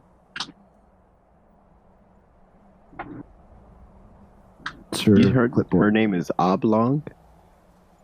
No, her name is Caidranth. Caidranth.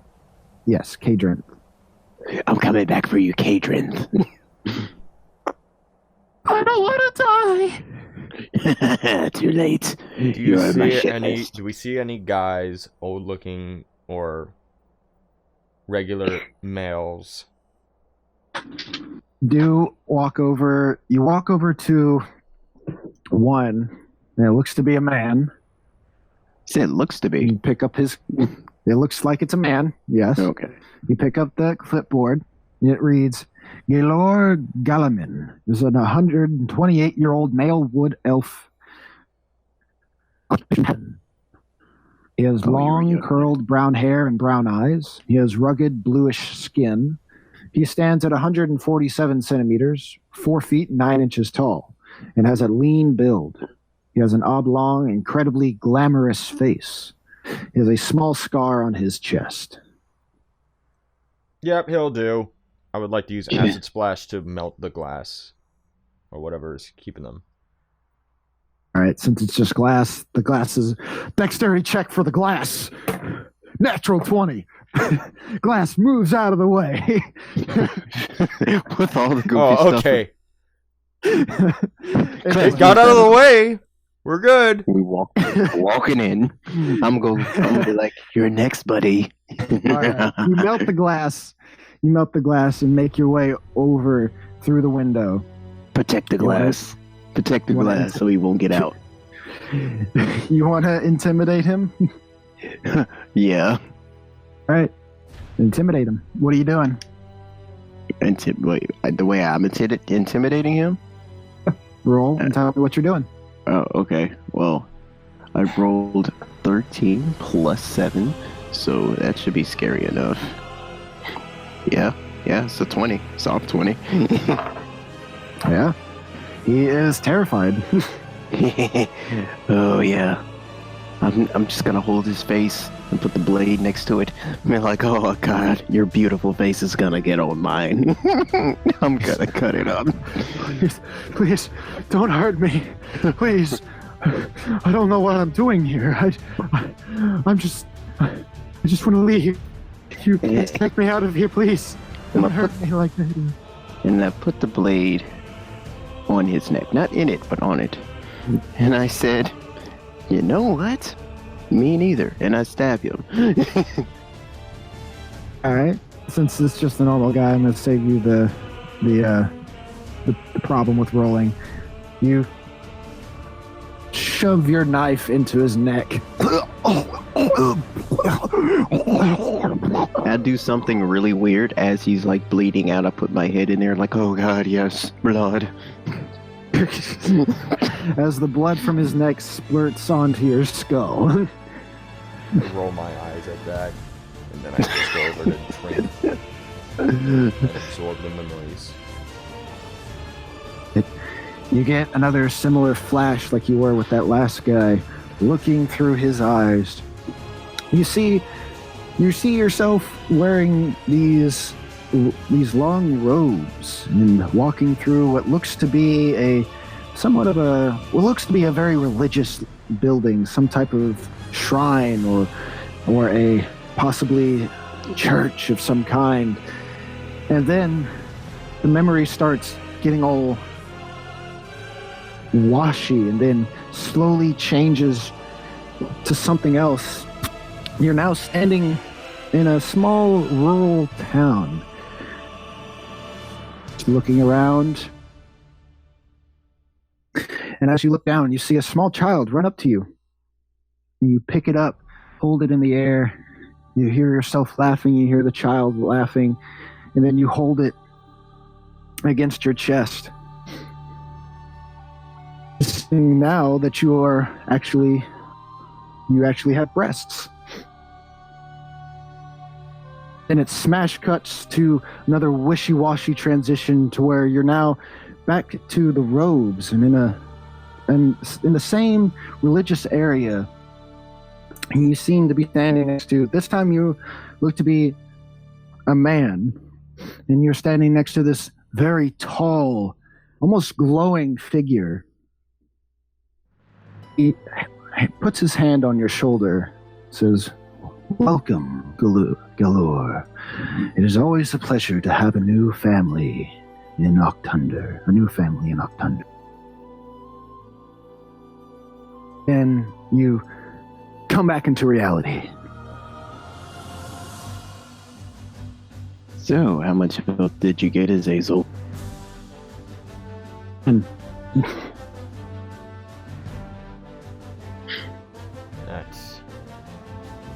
I didn't learn anything important to what we're doing. Next person. I'm going to have to call it quits because it's almost 11:30. Oh, no. Yeah. I was just getting to the good stuff. We're going to have to end it here. Okay. How fine. much HP did I get, by the way? You got 10 HP from the elf guy.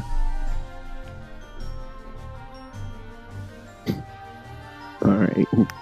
Not sure who elf guy was, but the other guy was Jekyll and Hyde. Was he? He didn't seem like Jekyll and Hyde. Nah, I didn't get Jekyll and Hyde from that. And with the way this other guy was, I think they all have like a weird mix of memories. But we don't have time to address that, so... There's a lot of stuff that goes in this laboratory. Who knows what's been done to these people? Yeah. That's why I'm being their salvation and in their stuff. You're being a fucking creep is what you are. Yeah, Barry's starting to creep out Azazel.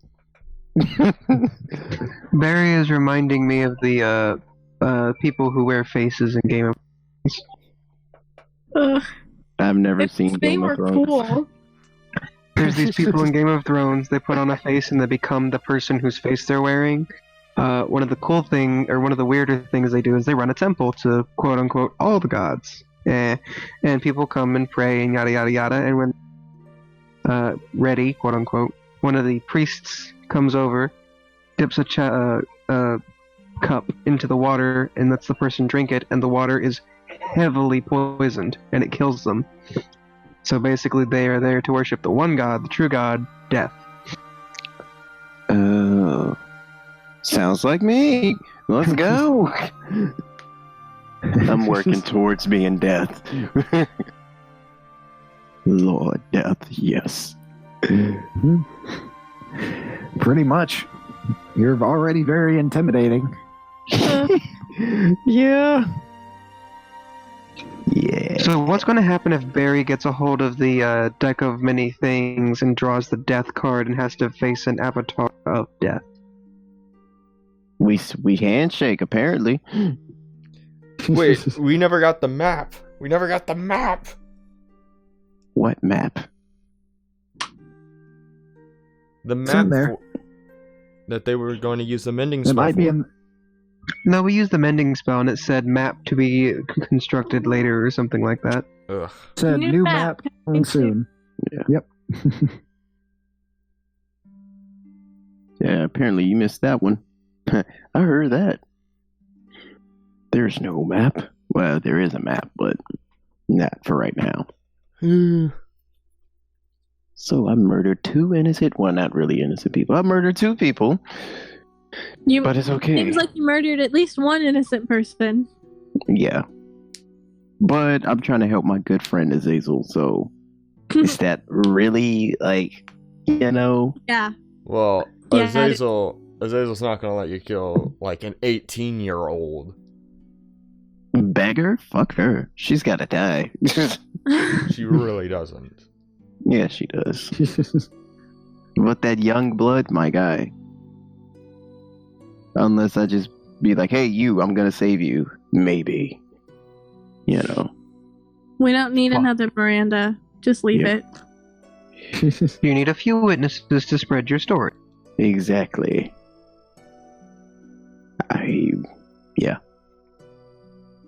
So I'll save you if you just keep us alive. Breathe your fire or whatever you are. And then keep it going. I don't know how many of these people are going to be able to tell your story. I mean, they're kind of stuck in here, so We can always just melt the glass. No, like, in the laboratory. Yeah, you're right. You're right. Tell my story amongst these people in the laboratory. I feel like a lot of these people in this laboratory have you outdone, Barry. Half of those people that were in that room that we just got out of killed they got more people. I mean, yeah, they got me beat. No, don't get me wrong. But, yeah, I feel that. But, yeah, you're right. You're like Rhodey in the Age of Ultron, trying to tell his cool, awesome story, just to get shut down. And by I'm everyone like, else. boom. Yeah. Looking for this? And everyone else just like, is that it?